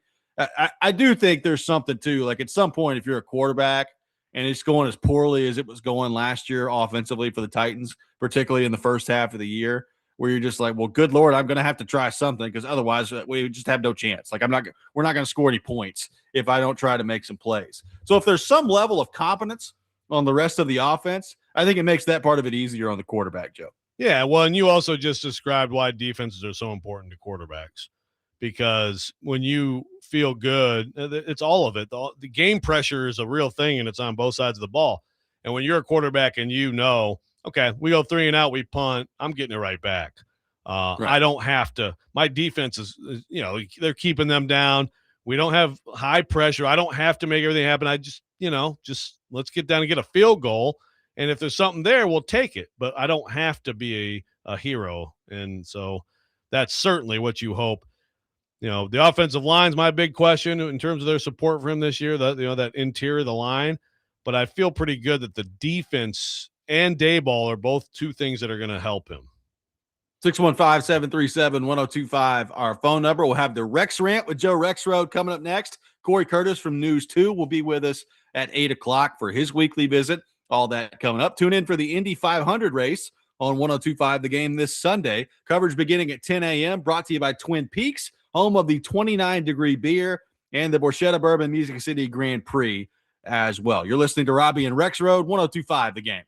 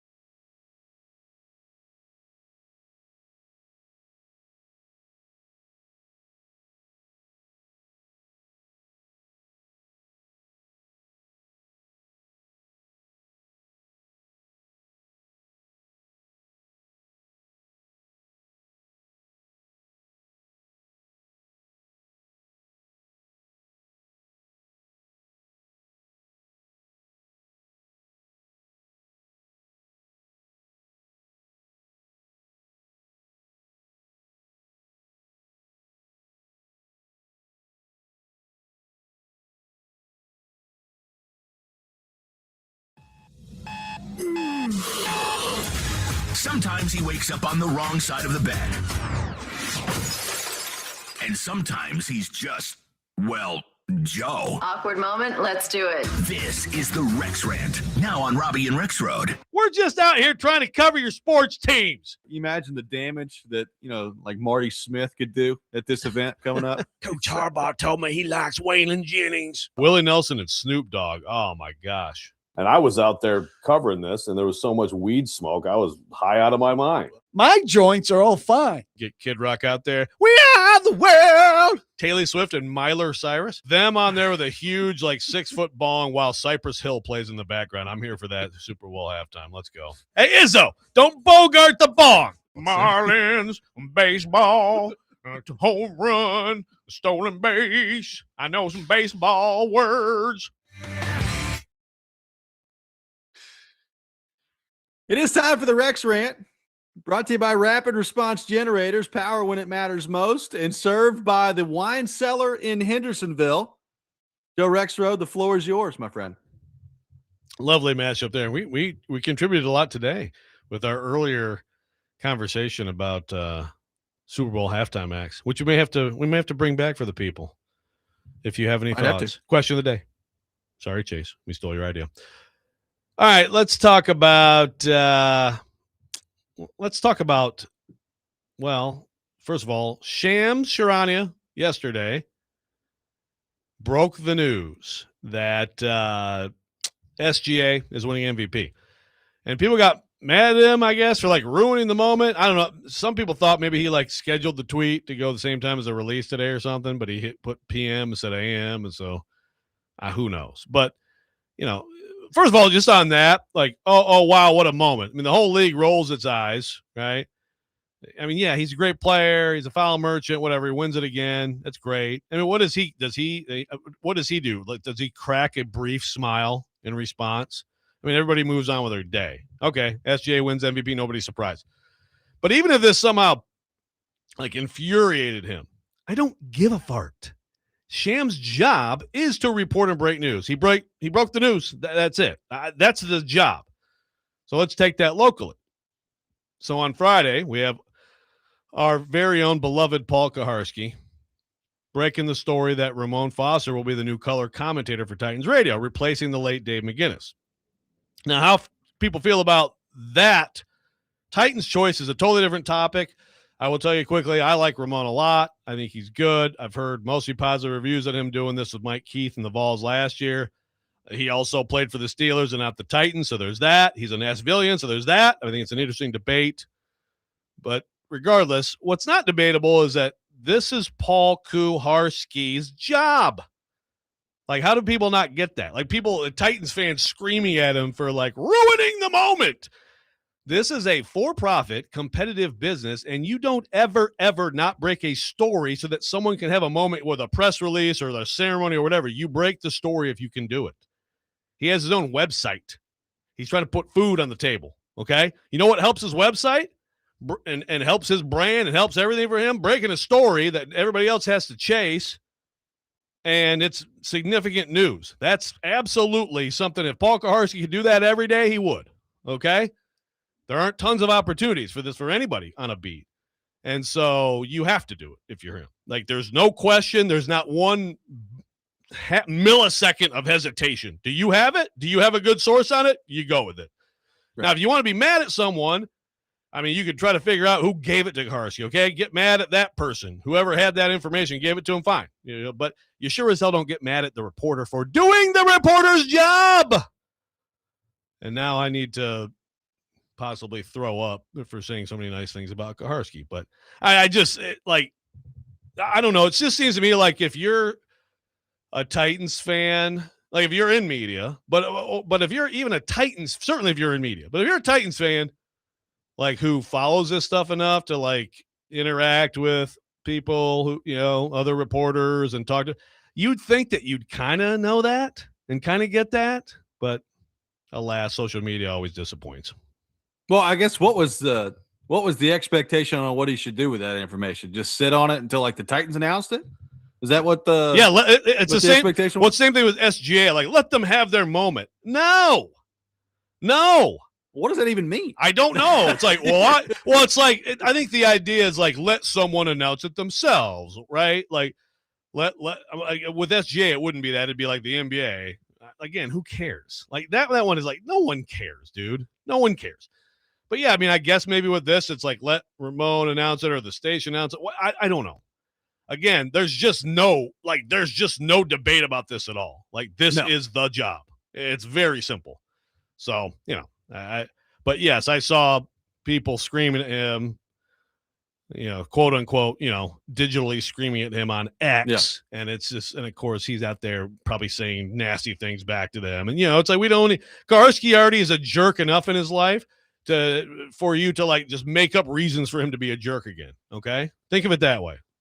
There you go. I like that. I mean, yeah, like this is, as somebody with a reporter background, and Joe, you would know this even better than me by far. Like, this is really not debatable. Like, when you have a story that is of significant local interest and you're a local beat writer for a team and you're solid on your sourcing with it, you go with it. I mean, that's kind of the name of the game, right? Like, that's why Kuharski is in business. And it's not just for news breaking, but, so often around here, people throw shots at the local media for not being able to break anything. Well, here we go. He's breaking a story, right? And I know it's not, it's not about the football team itself per se, right? Like, it's not like it has anything to do with Cam Ward or anything. Significant news. This is significant news. So, I mean, what do you want, people? Let's go. I know. That's a great point on your part. Big Joe, I bet you Adam Schefter going to drag it. Oh, Kaharski broke it. I hope Big Joe tweeted congratulations to Kaharski. I hope so. Yeah. Yeah, on YouTube chat, why are we talking about the 1% of fans mad at reporters? Yeah, you know what? Maybe you're right.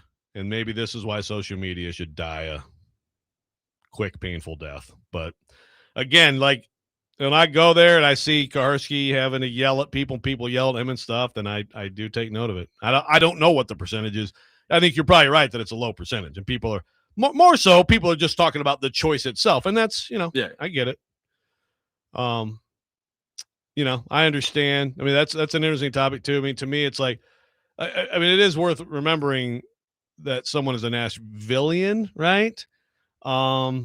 I'm trying to, it's like McGinnis was great. What was McGinnis?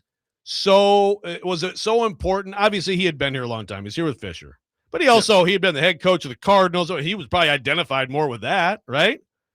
I mean, yes. I mean, at least he had been here, though, right? Like, it served as a coach on the Titans staff. But to me, he was great at his job. And honestly, that's the only thing that really Dave McGinnis could have done that and would have been just as passionate if he did it with the Rams, if he did it with the Bears, if he did it with the Cardinals.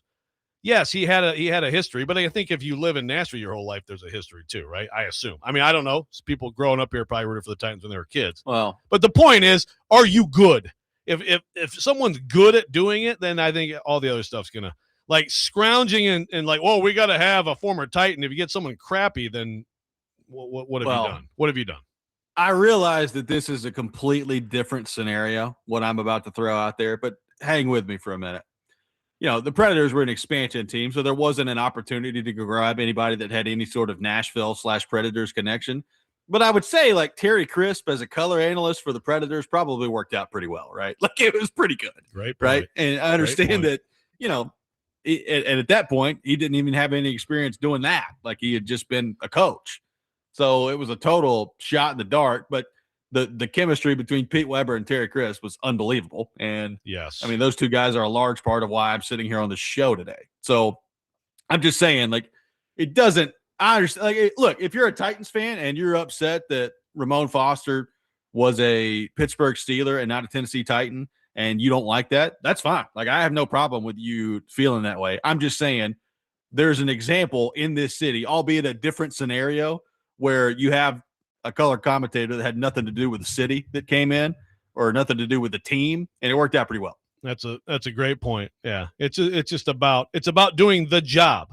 The job is to be great at that, and then everyone's going to love you. Just like the job as a reporter is to, if you have news, break it. 615-737-1025. is our phone number. Cory Curtis from News 2 will be with us coming up next for his weekly visit. We'll get his thoughts on all things Tennessee Titans. Robby and Rexrode, 102.5 The Game.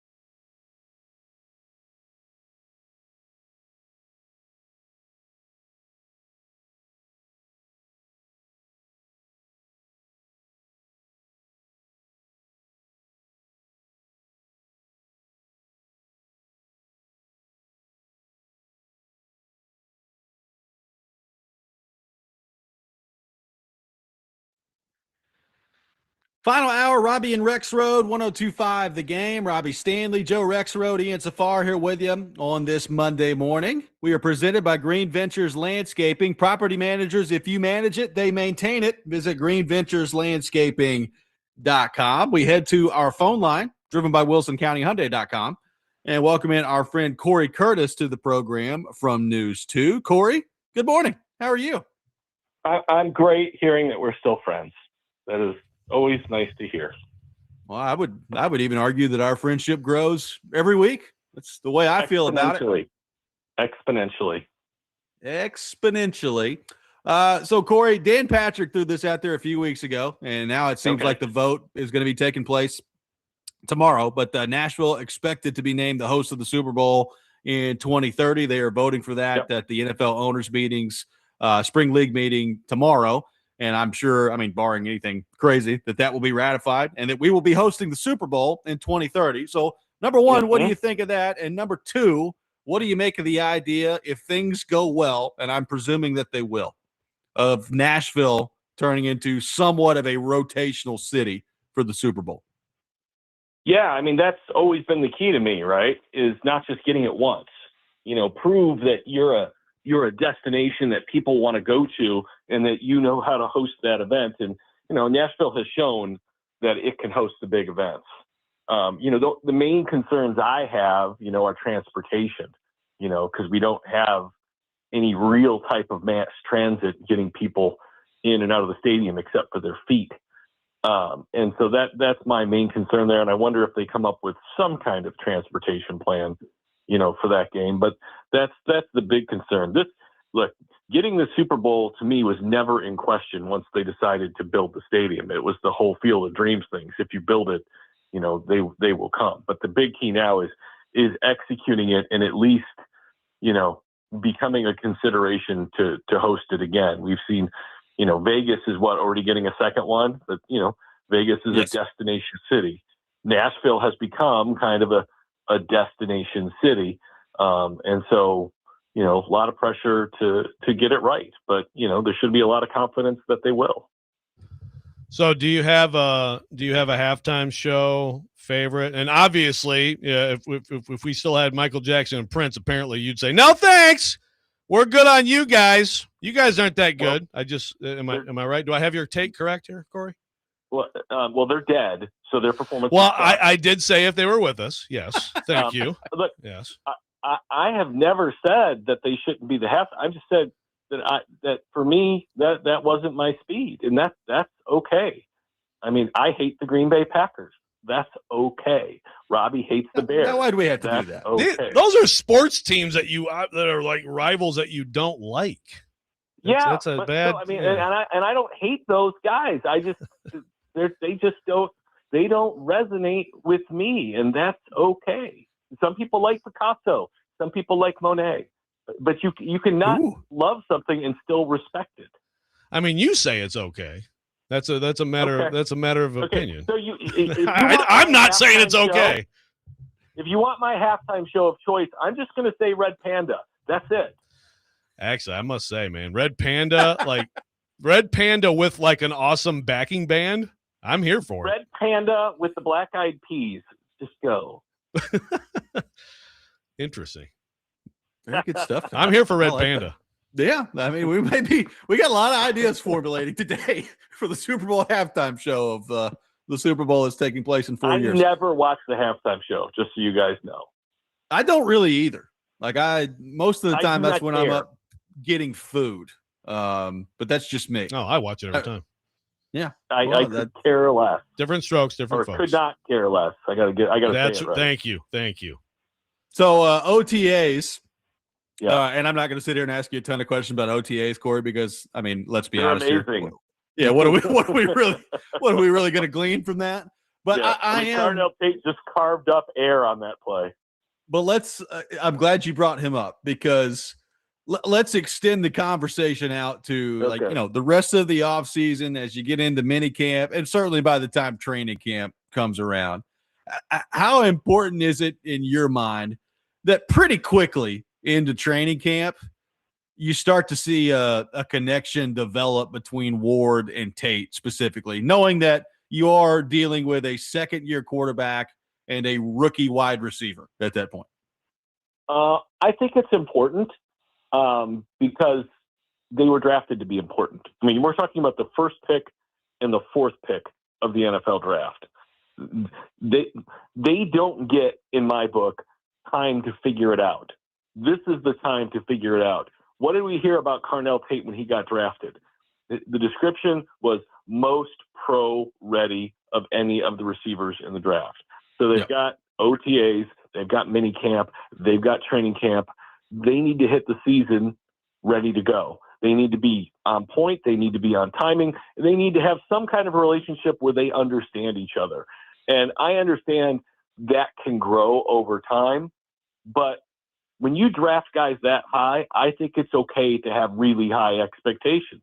And, you know, do I expect them to be Marvin Harrison and Peyton Manning right out of the gate? No. But I do expect them to be pretty good, and I don't want to see a bunch of mix-ups when the season starts.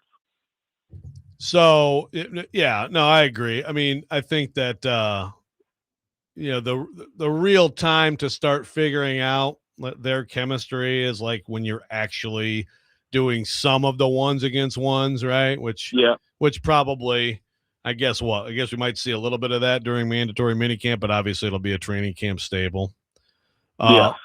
So in your experience, because you know, you've seen over the years,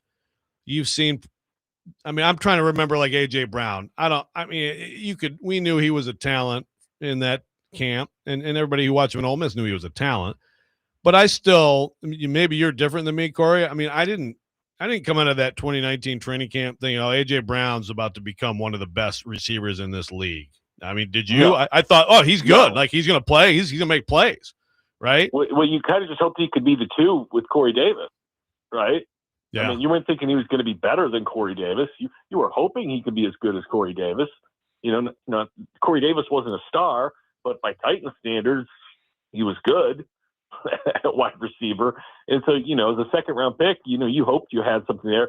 But when he caught that crossing route in Cleveland and took it, 80 to start the second half? Yeah, first game. Yeah, yep. That was when you started to go, oh, all right. And so, you know, it's that whole thing of when the bullets really start to fly, who shows up. And, you know, that was AJ. But that's all a product of preparation.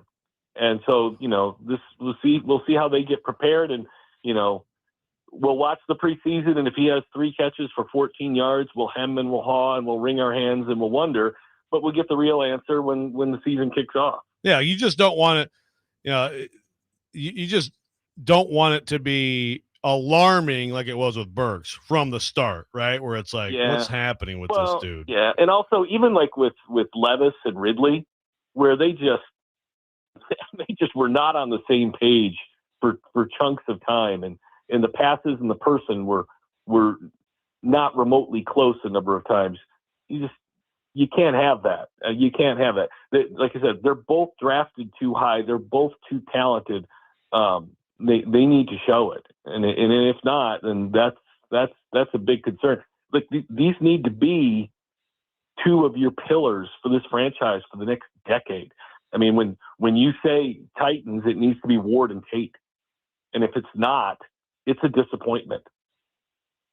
So, kind of building on that, you know, we've talked about obviously the addition of Dable coming into the coaching staff here. It doesn't take a genius to look back at the last coaching staff and the way that everything played out and realize that probably wasn't the best scenario for Cam Ward and the best scenario for this offense. So purely from a coaching standpoint, forget personnel questions that I think are still there with the Tennessee Titans. Yeah. How much better should Brian Dable make this offense immediately? Like just from the jump, when we're talking first game of the year on, how much better should that addition alone make the offense in your mind? Well, I mean, if Mike McCoy could make the offense better, and he made it markedly better, then I would think Brian Dable could make it better as well. And, you know, you look at him, and he at times got the most out of Daniel Jones. And, you know, I think we would all say he got more out of Jackson Dart last year, early on before he got fired than we expected. I don't think his giant offenses lit it up, but they had a lot of bad offensive line play. But he has a history of success running offenses, and so I would think he's called plays before. All right, I would think that there should be an expectation. I don't want to have too big of expectations. I've done that before, and that was a big mistake. But I would think that I would say it's I have a higher expectation, and I feel safer in that. Now, do I think they're going to score 25 points a game this year? I don't know, but I do think when the season starts, we'll have a watchable product, unlike the first 8 games of last year. When you get an opportunity to interview Will Levis again, what's your first question? Oh, gosh. Do you have any of that in cologne left? Actually, not a bad idea. I'd take some of that for free, right? Yeah. Got some surplus? No. I guess, it's not realistic to ask him about competing, because there's no competition. Right. What do you want? What do you want out of this season? What are you hoping to accomplish this year? I mean, I don't know if he can answer that, because to me, it's to play well in the preseason and get traded. Yeah. But, the truth serum is I just hope to accomplish it somewhere else. Yeah. Well, I mean, but he's got to make himself marketable. Marketable. Viable. Yeah. And that means playing. I mean, because Malik did it last year. I mean, they gave him away when he played really well in the preseason. Go back and watch that New Orleans game. And I know it's preseason, but looked like a completely different guy, and they gave him away for nothing. Okay. And so, that's what happened. And you'd like to see that kind of performance from Will this year. And then you don't give him away for a 7th. Maybe you get a 6th or a 5th from somebody who wants a solid backup who could possibly start. Somebody like the Vikings or the Falcons, although they've already got 2. But sometimes if you say you got 2, you got none. The Panthers or whoever, somebody, the Jets, bring him in, see if he develops into something. But you want him to be worth something. I hate giving talent away for nothing. And I think, Will needs time. There's no question he needs time. I don't know if he'll ever be a quality starting quarterback in the league, but he certainly has the skill set. I don't think anyone can doubt that. Well, Cory, wonderful stuff as always. We look forward to the Super Bowl halftime show coming up here in Nashville in 2030, with and Red look Panda. forward to Red Panda potentially being involved with that. We appreciate your time as always, and we will talk to you next week, my friend. Maybe we could just have the Savannah Bananas come out at halftime. I mean, don't put it past the NFL to put something like that together. Okay. All right. Just as long as we don't play any Michael Jackson or Prince songs. As long as we don't do any of that. Did I say you can't do that? You are taking this and running with it. I'm sorry that you are so insecure. Not everyone. What do you mean I'm insecure? That you crumple into the fetal position and say, I hate you. You don't like what I like. I'm not secure enough to stand on my own 2 feet. No, I'm just questioning your judgment. It's really just a question of your judgment here. Look, if you want to say my musical taste sucks, get in line. All right? So, I don't care. So when you weren't listening to that, was it like you were jamming Dexy's Midnight Runners instead? Like what were we opting for in the mid 80s? I have no idea who that is. I have no idea. Give me your top 3 bands. I know Ian's like, what are you doing, bro? Oh gosh, I don't know. I mean, I'm not a huge music person. I think Willie the Nelson Joshua Tree is the greatest album I've ever heard. I feel better about your musical taste, but not well enough. But that's a good start. That's a good start. I love that album. I love the Thompson Twins.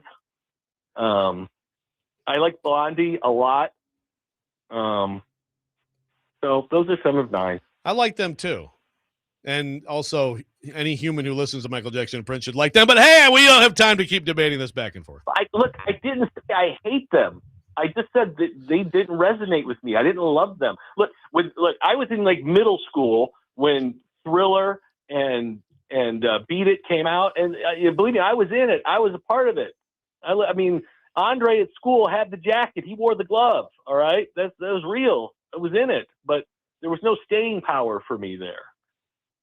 Well, we'll pick this back up next week. See if Rexrode can throw another couple music questions at you. Corey, have a wonderful rest of your day. Continued. I just want to see, Joe with his one glove on, moonwalking on the stream. Same. That'd be awesome. Cory Curtis. Don't tempt me. From News 2 with us every Monday morning at 8 o'clock here on the program. We will react to what Cory had to say, take more of your thoughts on the Titans, Nashville getting a Super Bowl, potentially in 2030. We'll get into that. Robby and Rexrode, 102.5 The Game.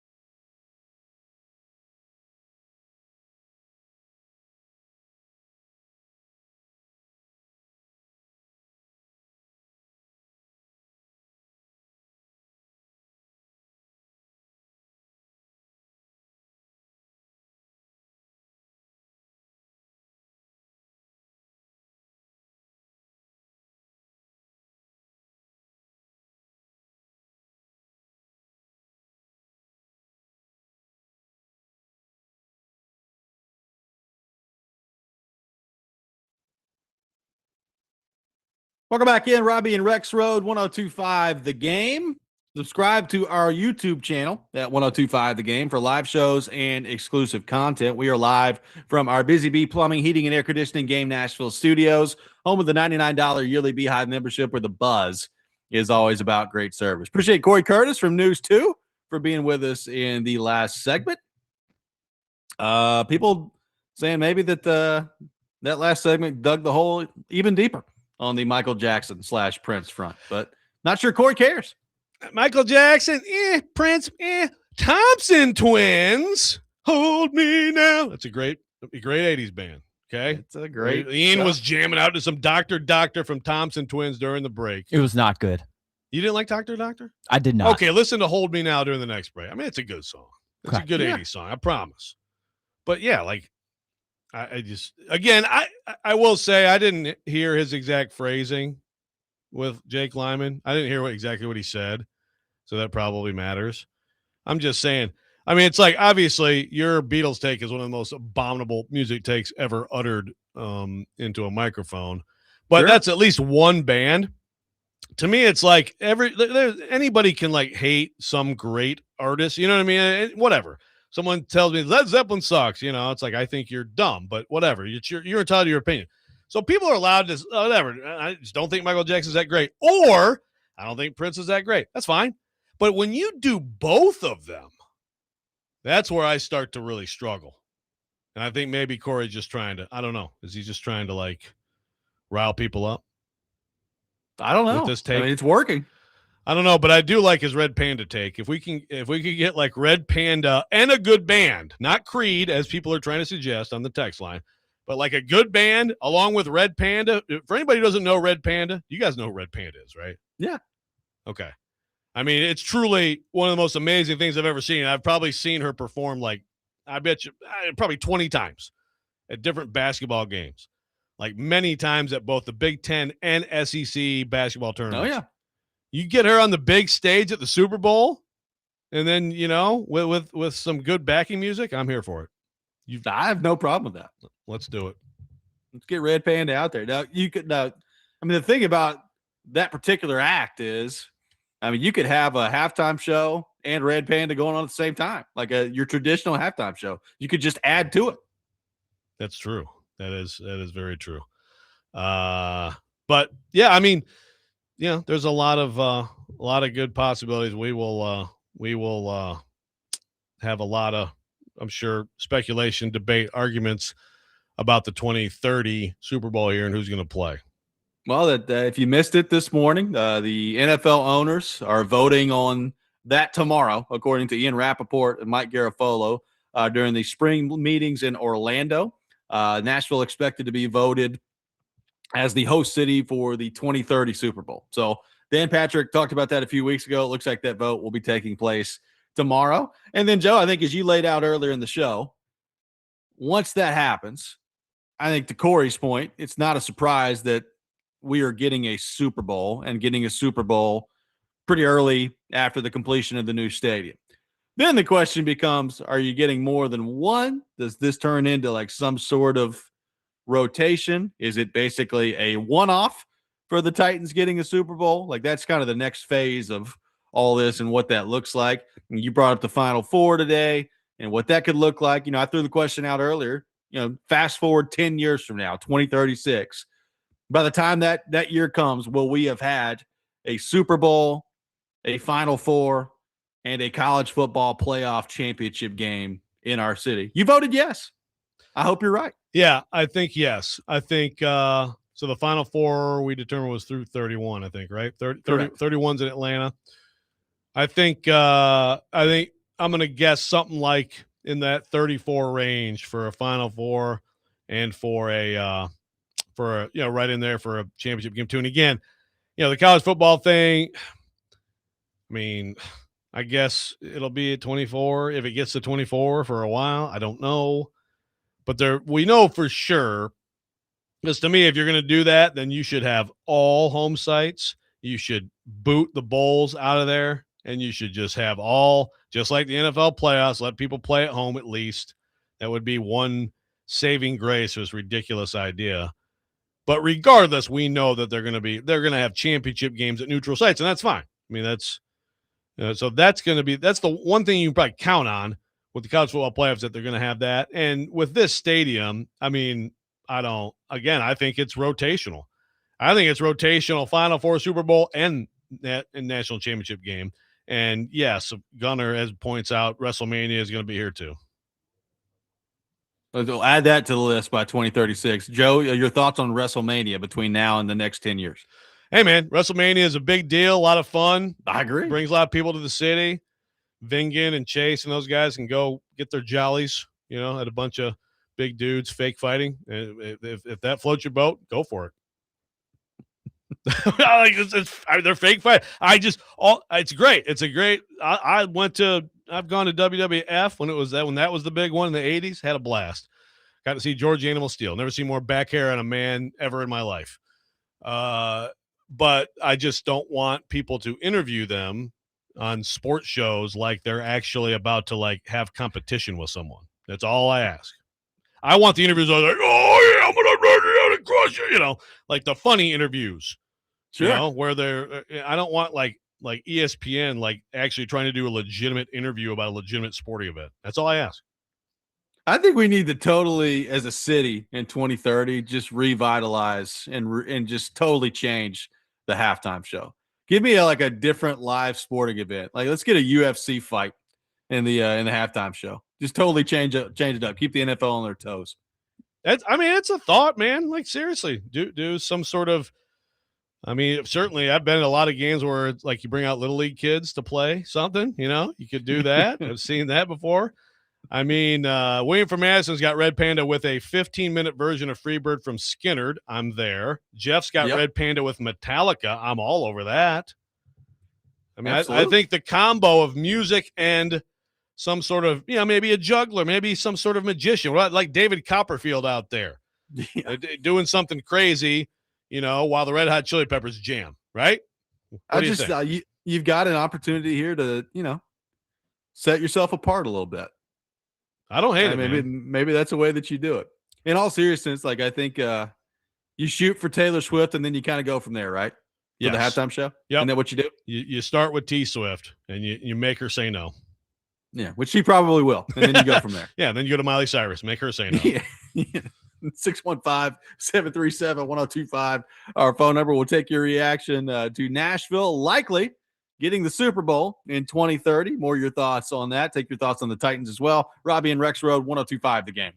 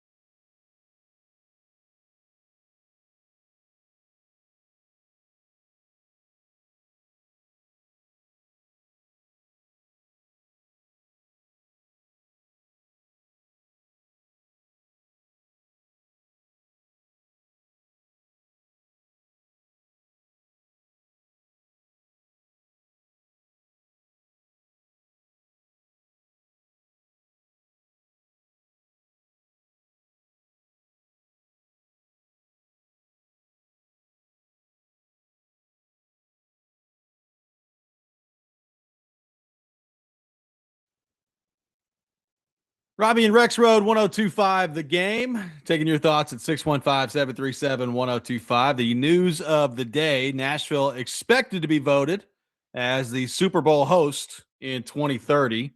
That vote taking place tomorrow with the NFL owners. Taking your thoughts on that. Let's head to our phone line.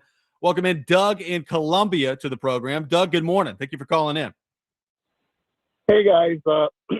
Hey, you can throw in a Ronda Rousey event there at halftime. It'll be over in 17 seconds. Yeah, it didn't go very long, did it? There we go. That'd be quick. That would be quick. And that is the thing about a UFC fight. Thanks, Joe. Doug. If, it could last for a long time. I mean, you could go into, several rounds deep, or it could be over with in about 18 seconds. You never know how those things are going to go. Yeah. Well, and if that's the case, then you bring out the jugglers. Yeah, welcome to the Super Bowl halftime show. Oh, wait. It's over. It just got knocked out. All right. Red Panda, back out there. Clear the chairs. Let's get everybody back out. I mean, I'm sure it'll be a musical act. I'm just trying to come up with something different, Hey, real quick on Change it up.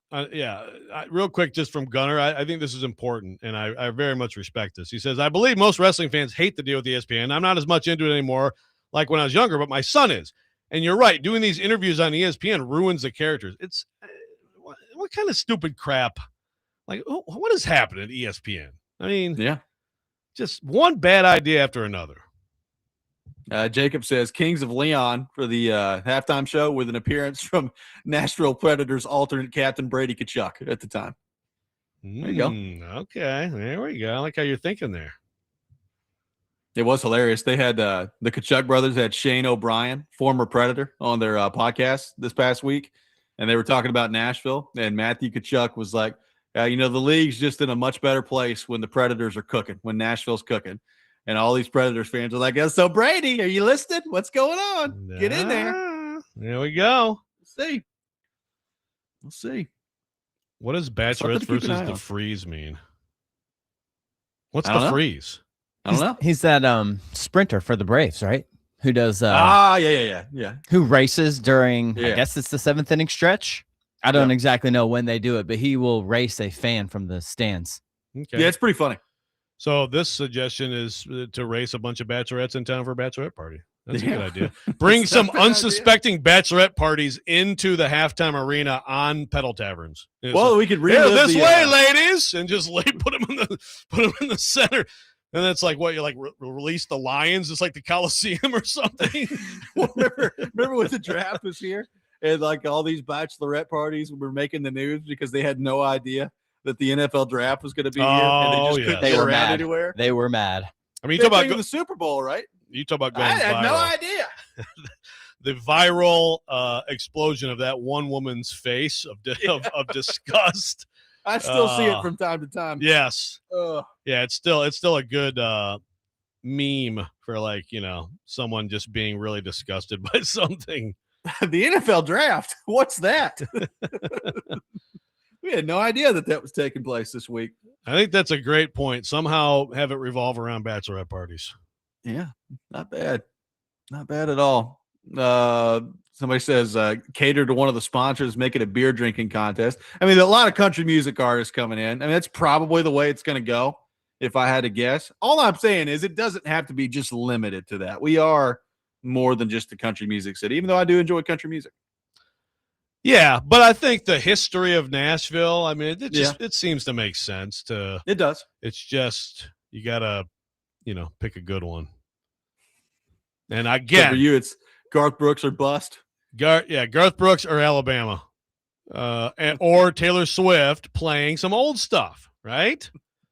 Does Miley Cyrus really has never been a country artist, right? More really just a pop artist. She was Hannah Montana, so I mean that counts. I mean, obviously her dad could come out and play Achy Breaky Heart. Good cameo there. Yeah. Billy Ray is still with us, yeah. I believe so. As far as I know. Yeah, I hate that. so. I hate talking about someone who might do something and then they're dead. I also hate when I think someone's dead and they're alive. That's better though. It's better if you think someone's dead and they're alive. Billy Ray Cyrus is alive. So I mean, a little Miley come out there. I mean, I think Miley Cyrus is really good. And then Billy busts out, big surprise, Achy Breaky Heart. Come on. Who says no to that one? I'm still stunned that we discovered earlier in the show that Willie Nelson's 93 years old. 93. That's amazing. How old is Bob Dylan? I'm planning to see him at Ascend this summer. He's up there too. He's not in the 90s yet. He's 84. Apparently, Willie can still take down like a quarter ounce of Kind Buds and hit KFC with Snoop Dogg. So, I mean, at 93, I say, I mean, he's 90, something like that. He was probably like 88, 89 when this happened. You know? Yeah, Brian, there you go. Fish. Fish just play one song. Maybe so. Why can't DMB get a halftime show? Yeah, Dave, he could play he could probably sneak 2 or 3 songs in. A couple of longer breakdowns. Be good. You say with Fish? No, with Dave. I mean, why can't he get a halftime show? You know? I don't know. I think it'd be great. Nashville would be a good one for him. I mean, one of the key members of his band is a Vanderbilt professor, Jeff Coffin. What is the so I mean, let's do it. What's the worst halftime show you can remember? Well, I was thinking about that. So Cory mentioned in his like his stream of like terrible bands that he tried to like compare to MJ and Prince, mentioned Black Eyed Peas, and I forgot that they did the halftime show. But that was pretty bad, wasn't it? Yeah, I think the worst halftime shows were when they used to try to smash different artists from different genres together, and it was just like Arrow, you know, look like a lady, and Aerosmith's out there, and then like Britney Spears is out there, and then like it's just like all these, and it's just like playing random songs that don't make any sense. They went to let's take the Who and let them jam. Let's take the Stones, you know, Prince, let them go. Those are the when you tried to do all this different stuff. To me, those are the worst halftime shows. Pick a band that's good enough. Didn't they have? Oh my God, that one band that oh God, it was on the music. Maybe it was on The Voice or whatever. Maroon 5. Did they do a halftime show? They did. My bad. Jake says Lyman says it was terrible. Holy crap! It was pretty bad. Like, how did the NFL not fold after that? Maroon 5 got a damn halftime show. You want me to? I can sit here for 3 hours and name you bands that are 10 times better than Maroon 5. Now I'm pissed. Hey, you want a hot take? Yeah. Maroon 5 better than Beatles. Yeah, okay. You said better than the Beatles? Yeah, okay. All right. It's such a bad take, I can't even get mad about it. You know? I can't even get mad about it. I do remember that halftime show, though. It was awful. And then I think at some point, like towards the end of it, Adam Levine just took his shirt off to try to salvage something, and the whole thing was bad. Like, all right. Well, this isn't going well. Let me just take my shirt off. Good Lord. Like, I might actually take Creed over them for a halftime show. I'm not kidding you. Like, I don't even consider Maroon 5 to be like a musical artist. Yeah. What the hell? Are we yay or nay on Jelly Roll? A lot of differing opinions on that so far today. I don't want to hate on Jelly Roll. I'm out. I respect him. I respect the story. I've seen some live performances on TV where like he's good, but no, I gotta go thumbs down on that. You know, I think I'm with you. He got the FIFA song. He's had a great rise. I don't think Jelly Roll would be especially good. Sorry, Jelly Roll. Brett Lebanon says, "Gotta love the slow sports season." I say you debate this until tree. I could keep this going all the way till then, Brett. You know it. It's possible. Oh man! By the way, multiple people on the text line advising you not to go see Bob Dylan. Yeah. Dave spelling his name Bob Dillon. He's not an iconic artist or anything. I'm just saying there are multiple people that are like, yeah, it's not very good now. You don't want to do that. Yeah, but again, it's the same thing. Like I didn't go to the Eagles because Katie told me not to go. And then a buddy this weekend is showing me video of this awesome Joe Walsh jamming out his guitar and singing like Life's Been Good music. And I'm like, I totally blew it. And he's going to die soon. So I'm not missing I'm not missing anybody. I'm going. You blew it.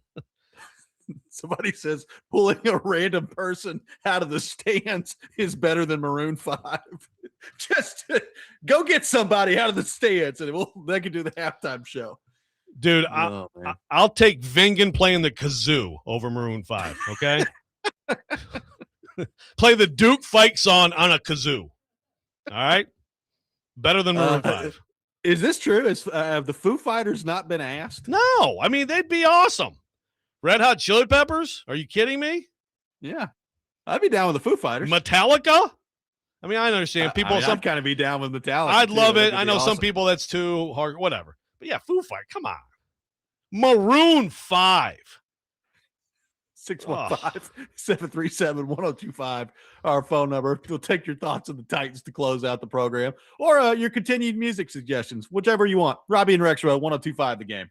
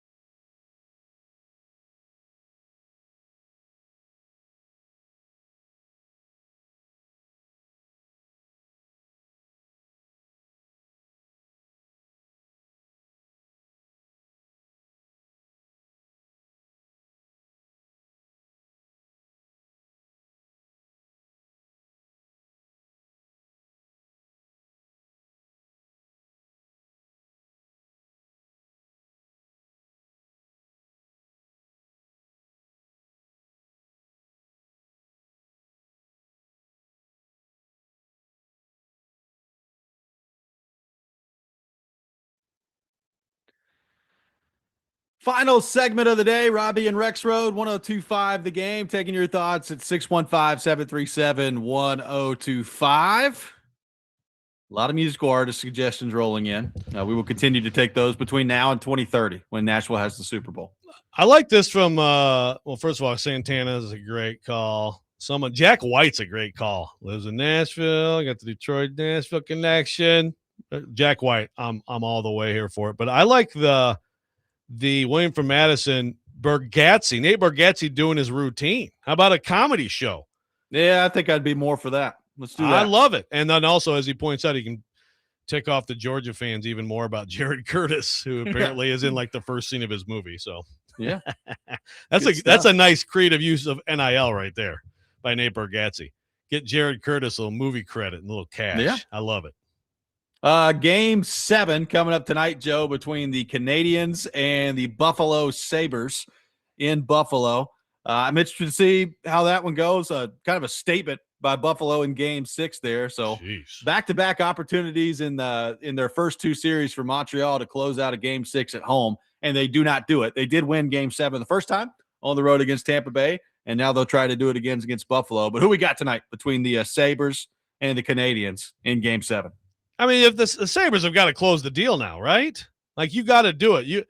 I can't believe, and I got a really good friend who's a Sabres fan, but I can't believe many Sabres fans had expectations for the other night. And what a gift to win that game the way they did and to get a Game 7 back home. You got to finish the deal, right? I have to believe in them. I have to believe they're going to do it. I'm going Montreal. Montreal wins. Okay. They just drive a heart right in Buffalo's, or drive a stake right in Buffalo's heart there. Yeah, I mean, I certainly could see it. You know, there is something about. I mean, we've seen it, you know, in basketball in this postseason, but I think there's definitely something about just a little more pressure on the home team and a little less pressure on the road team in the Stanley Cup playoffs that you see sometimes play out. We'll see. I think it's going to be a good one, though. I mean, Montreal's better. Yes, I would agree. But, I mean, what a scene it's going to be. It's going to be wild in there today. Conference finals in the NBA getting underway tonight. The Spurs and the Thunder in Game 1 tonight. In the East, it is the Knicks and the Cavaliers. Joe, what do we think of those 2 series? Who we got coming out of those 2 series? I hope the Knicks. I don't want to watch James Harden play basketball anymore. He didn't do anything last night, by the way, other than flop around. But the way that, you know, Mitchell went off and everybody's hitting threes and they're getting dunks, it didn't matter. But I'd like the Knicks to win. I think they will. I mean, they're playing at a high level. They did have a long layoff. I mean, look, I hope it's Knicks Spurs. It's hard to pick against the Thunder. I think the Spurs are going to mount a challenge, and I think that's probably a long-term rivalry that we're seeing the beginning of here. Yeah. But I just don't know if right now the Spurs are up to this. I think they need one more piece and a little bit more development, some of their young guys. I mean, Castle's going to be a great, great player. But I just don't know if they're quite ready for it. I will go Thunder against the Knicks in the NBA final, and then the Thunder are going to win 5 games. That's what's my prediction. I think Thunder Spurs go 6, though. I think it's 6. Semi-decent series between the Thunder and Spurs. Yeah. Yeah. I think that's probably a reasonable prediction right there. And I'll take 6. Okay. I mean, if the Knicks get a game from the Thunder, if either the East teams get a game from the Thunder, golf clap at least. Caleb wondering how you're a Pistons fan and want the Knicks to win. I think it's just the pure disdain for watching James Harden play basketball. I mean, as a Pistons fan, don't you hate the Cavs more than the Knicks? I would think so. Probably so. Especially right at this moment. But also, you know, the Pistons last great, you know, could have been a dynasty. They went to the conference finals like 6 years in a row, but LeBron started to blow that up at the end of it, and they only won 1 title. So, you know, I mean, the Knicks were never – like the Knicks, like the bad boy, they laughed at them. You know, Patrick Ewing, go for 40. You're still not winning. The Western Conference final in the Stanley Cup playoffs is set. Colorado taking on Vegas. We'll see who comes out of the East tonight and takes on Carolina, who may have forgotten how to play hockey since the last time they played was May the 9th. So they're not playing until Thursday in Game 1 of that series, which is going to be interesting to see how they handle the layoff. I am somewhat excited for Colorado and Vegas, although the back of my mind tells me, Joe, that Colorado's going to win in like 5 games. So we'll see what happens. Yeah, especially after the stupid little antics. Not that it really matters by Torts, but they're just so stupid. He deserves to lose four games by 3 goals apiece. Real quick, you know, on Cory Curtis, I don't know if this like makes people less mad at him, but he says, I literally don't care. I don't go to concerts. I don't pay for music, and I don't have playlists. So if someone's that anti-music, I guess, can you be less mad at them about the terrible MJ Prince take? Yeah. You're giving him some grace. Probably. Yeah. Okay. But I'm also sad for him. Like I feel like we need to show Cory that music can be a joyful part of life. It can be beyond the Thompson twins. Well, hey, shout out to the Thompson twins today. I mean, I'm kind of the same. Like I listen to music obviously, but I don't go around like I'm not a big concert guy. I'm not a huge concert enjoyer. I just listen to the song on Spotify. Yeah. You know? When I'm done going to a bunch of concerts, I'm going to die. I hope to die in a mosh pit. That'd be the ideal way to go. Did you listen to Hold Me Now yet, Ian? I mean, I've heard that song. It's a popular song. Yeah, it's a good song. It's a good song. Okay. It's a solid song. It's much better than Dr. Doctor. It is much better than Dr. Doctor. Look at us. We are breaking down different Thompson twin songs today on the program. Hey. I mean, this is just an amazing show. I mean, forgive my ignorance here because I don't know a ton about the Thompson twins. Are there 3 of them? Yeah, there's 3 of them. None of them are named Thompson, and nobody is twins. As Dennis pointed out. And they're from New Zealand. Who knows?